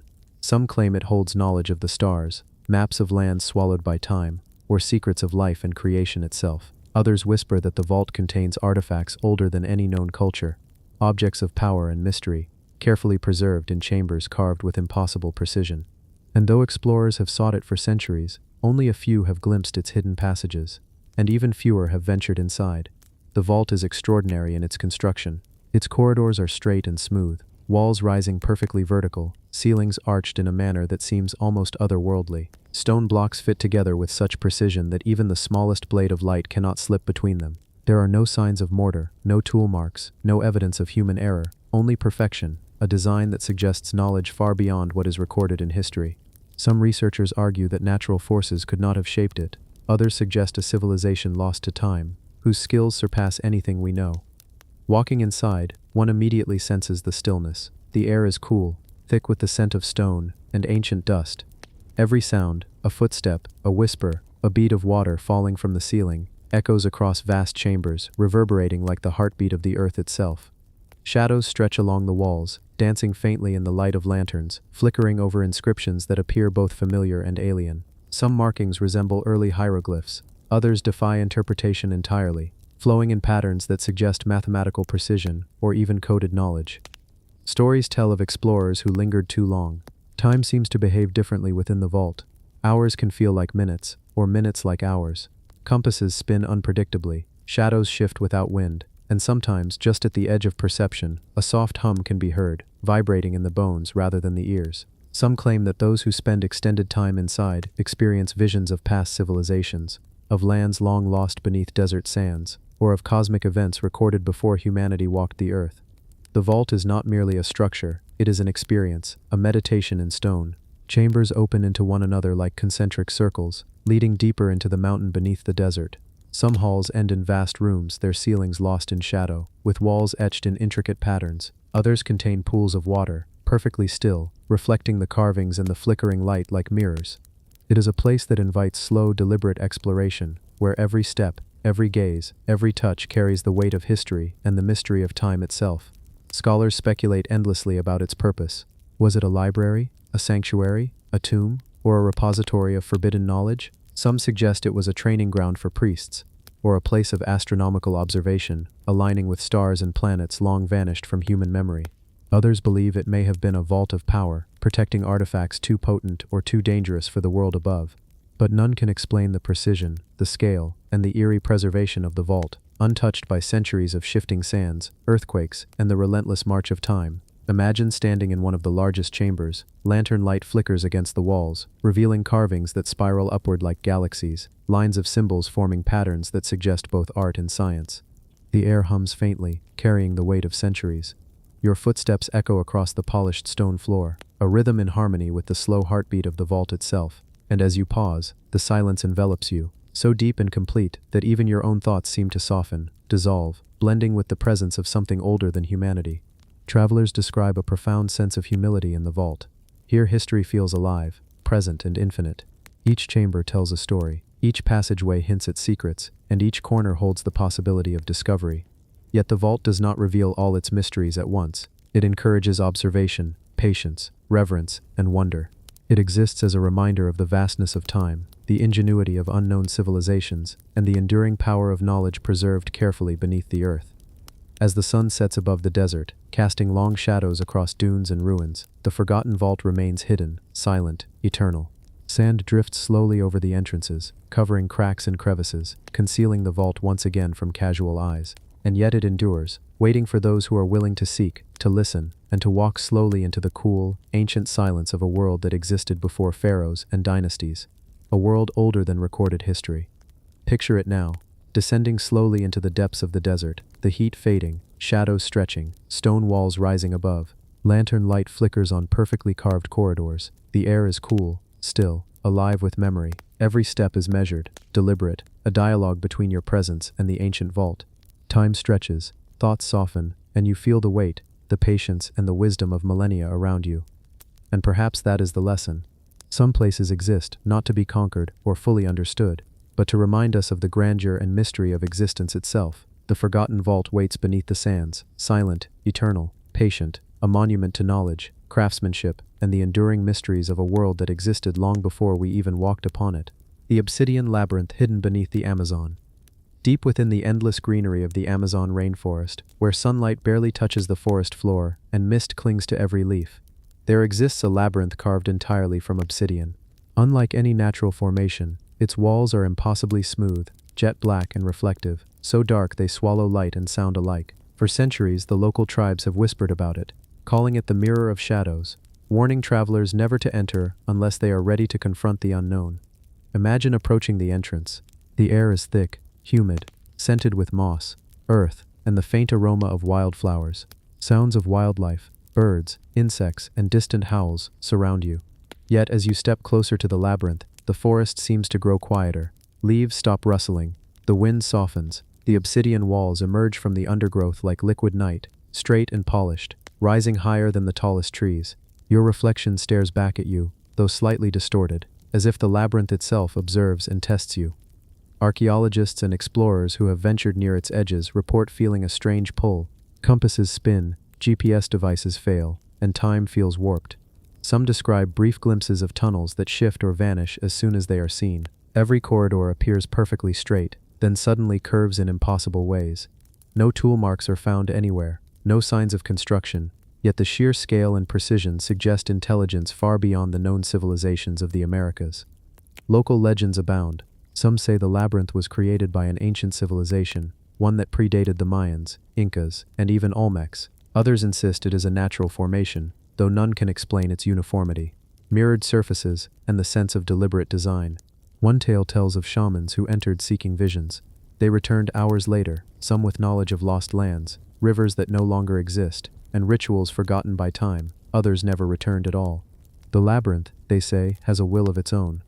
The labyrinth's interior is unlike anything outside the forest. Light is absorbed by the obsidian walls, creating an almost total darkness. Sounds echo strangely. Your own footsteps seem to come from everywhere and nowhere.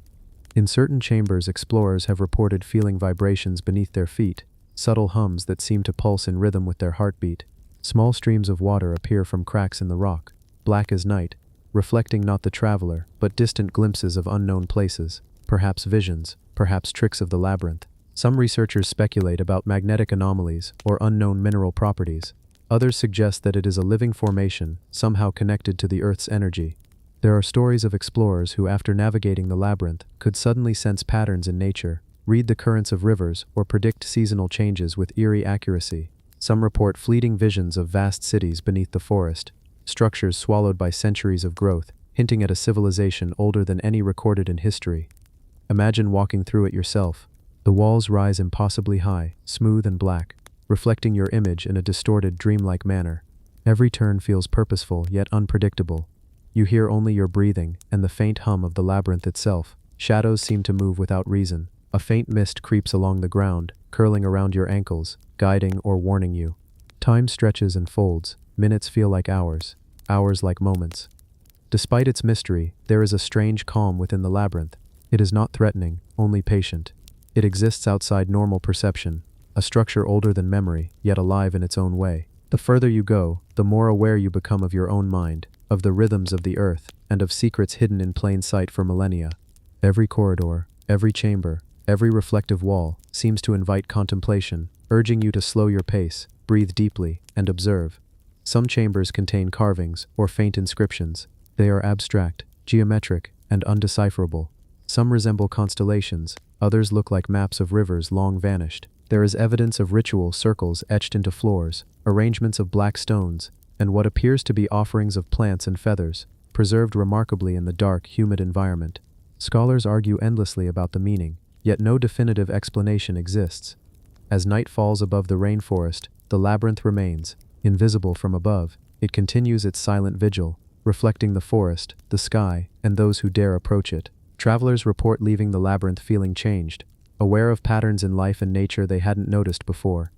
They speak of dreams filled with strange landscapes, of memories they cannot place, and of the persistent, quiet pull of the labyrinth calling them back. Picture it now, a vast, dark maze beneath the Amazon canopy, obsidian walls swallowing light and sound, corridors twisting impossibly, reflecting your image in ways that unsettle and fascinate. Mist drifts along the floor, a subtle hum resonates in your chest. You breathe slowly, stepping carefully, absorbing the weight and mystery of this creation. Time seems suspended, the outside world forgotten, and only the labyrinth remains, patient, eternal, and utterly enigmatic. Perhaps that is the lesson. Some places exist, not for conquest or understanding, but for awe, reflection, and curiosity. The obsidian labyrinth waits in silence, inviting those willing to explore, to question, and to wonder at the secrets the earth has preserved long before humanity learned to write its history. The whispering monoliths of Siberia. Far to the north, where the cold bites deeper than steel and the horizon is lost in endless snow and ice, stand the whispering monoliths, enormous stone pillars that rise from the frozen ground like sentinels. Some reach over 50 feet in height, perfectly cylindrical, carved from a single piece of dark granite that seems almost unnatural. The more astonishing thing, these monoliths are scattered across a vast, desolate plain, yet their placement is not random. They form patterns so precise that they align with the stars, the solstices, and even certain magnetic points that modern instruments still cannot fully explain. Imagine approaching them in the dead of winter. The wind howls across the icy plain, carrying the sharp scent of frost and stone.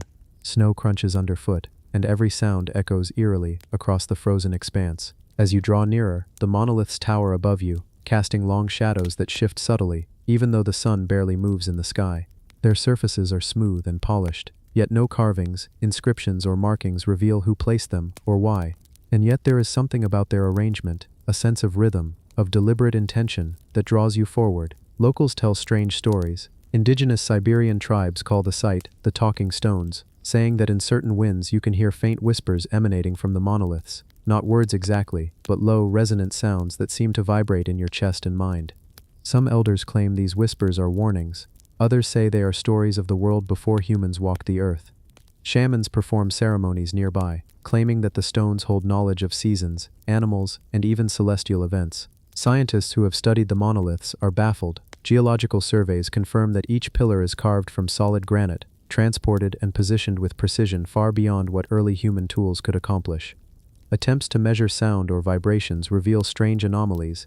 The monoliths emit low-frequency hums, but only under certain wind conditions, making them seem almost alive. Some speculate about resonance, magnetic fields, or ancient acoustic engineering, but none of these explanations fully account for the eerie phenomenon.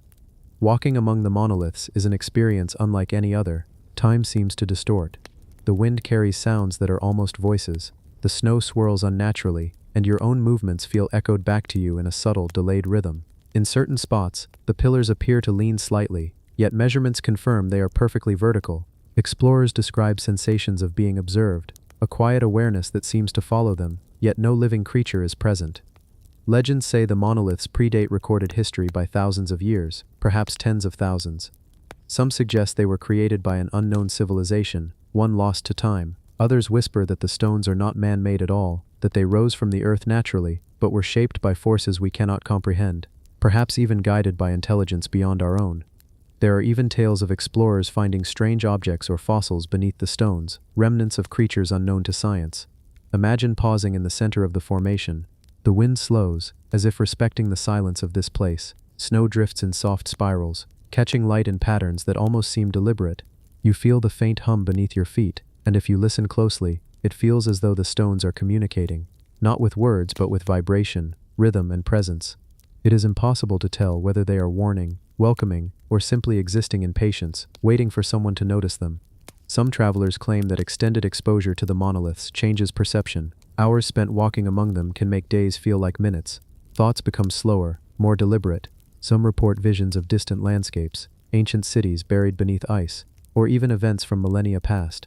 Others feel a subtle connection to the earth itself, a sense of time stretching backward and forward simultaneously. Despite the cold, the isolation, and the haunting whispers, there is a strange calm in the presence of these monoliths. They are eternal, patient, and unmoving, yet they seem alive in the most subtle ways, alive in vibration, in resonance, in the silent testimony of their existence. Each pillar stands as a reminder of forces older than humans, of knowledge lost, and of mysteries that endure because they are meant to endure. Picture it now. The frozen Siberian plain stretches endlessly, the sun low in the sky, casting faint light across polished black stone. The wind carries whispers you cannot quite understand. The snow drifts like soft waves around your feet, and the monoliths tower silently, patiently, endlessly. You breathe slowly, letting the hum of the stones settle in your chest. Time softens, thoughts slow, and you feel a quiet awe. A profound reminder that some mysteries are meant not to be solved, but to be witnessed. And as night falls over the Arctic plain, the monoliths remain, eternal and silent, whispering only to those patient enough to hear. They are a testament to the Earth's ancient past, to civilizations unknown, and to the enduring power of mystery itself.